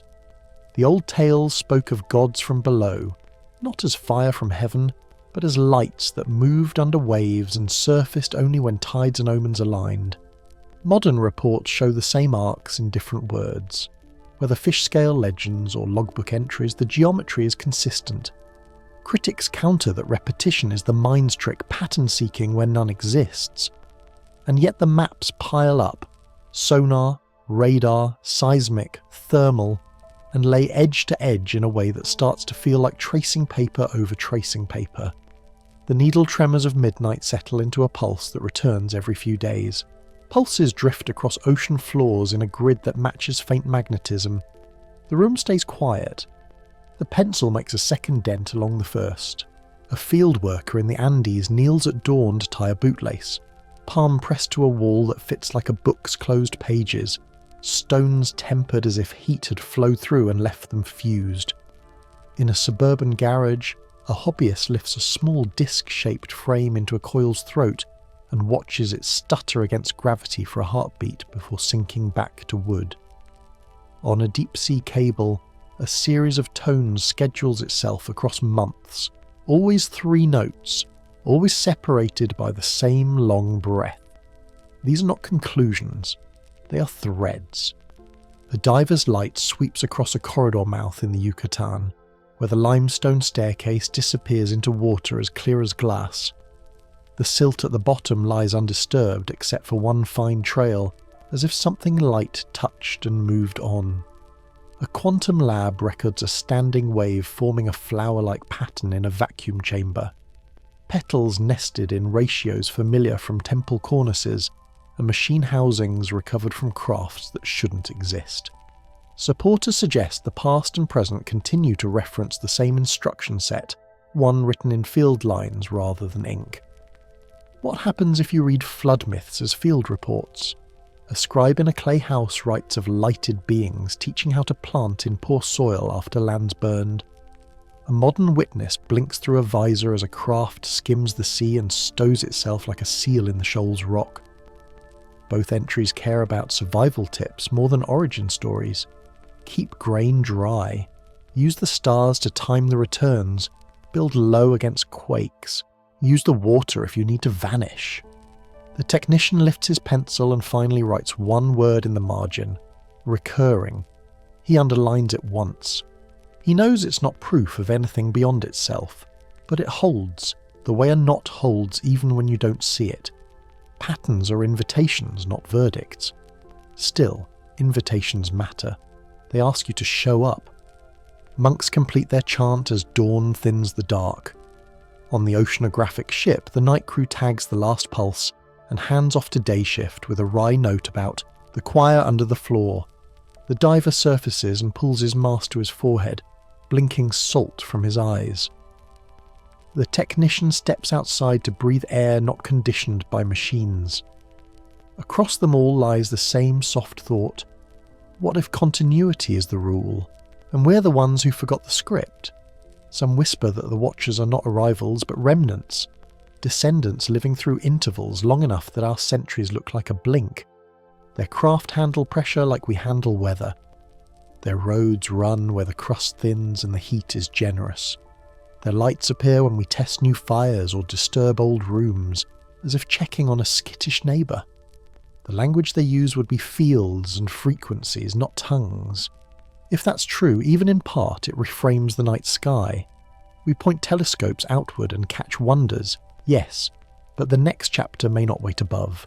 It might hum below your feet, muted by rock and salt water, tracing paths older than agriculture and as fresh as the latest blip on a radar scope. The chorus would not be angels or invaders. It would be kin who took a different road when the last storm came. Back in the seismic room, the lines that aligned begin to loosen, each station returning to its own small weather. The pencil lies beside the notebook. The coffee has gone from cold to stale. On the desk, a stack of printouts curls at the corners, pages showing overlays of coastlines before sea rise and after, tunnels where rivers cut the rock, and grids under the ice that hint at intention. None of it says must. All of it hints might. A long swell runs under open water. No wind ruffles it, yet the swell moves with purpose, a subtle conveyor in the dark. Far off, a single light fades in, low and steady, then glides along a track that mirrors a star's slow path above it. The match is not exact, but it doesn't have to be. It's enough that the sea keeps an old appointment with the sky. Somewhere between trench and thermocline, machinery hums, or something like machinery, regular and patient. It does not announce itself. It keeps a schedule older than our charts. The diver on deck wraps his towel tighter. The technician in the parking lot watches a plane cross toward morning and wonders if anyone else feels the planet listening. You stand at a window in a quiet room. The floor is warm from the day. A distant truck sighs along a road. Under the surface of things, a pattern keeps time and passes no judgment. The light offshore continues its slow course, tracking a path the first builders marked and the last survivors memorized when the world forgot their names. The same behavior keeps surfacing like a steady tide. Craft that dive without wake, lights that move under black water and arc into the clouds, corridors in bedrock and ice that rhyme even when the tongues that name them do not. It all points to one through line that's harder to ignore the longer you sit with it. Maybe survival didn't stop. Maybe it learned to hide. You've heard the scattered pieces by now, the echoes in the trenches, the stacked stone that shrugs off earthquakes, the stories carried by grandparents who learn them from theirs, separate puzzles only until the edges touch. Supporters suggest these aren't isolated wonders but waypoints, set by hands that already knew how fast a world can tilt. Critics counter that patterns appear anywhere if you stare long enough. Fair. Then the map fills in another square. If this stirred a quiet curiosity, share where you're listening from tonight, and what you'd test first if handed a research vessel for a week. Would you trace a magnetic line off Queen Maud Land, drop hydrophones along a ridge that hums at dawn, or chase a light that slips down a canyon wall of water and never makes a sound? Keep your mind open, your skepticism close, and your eyes on the quiet seam where water meets night. That's where the air runs colder and the stars double on the surface, and where instruments sometimes catch a rhythm the ear can't. The next sweep, the next core pulled from deep ice, the next corridor found under silt, any one of them could add a new thread. Not proof, not yet.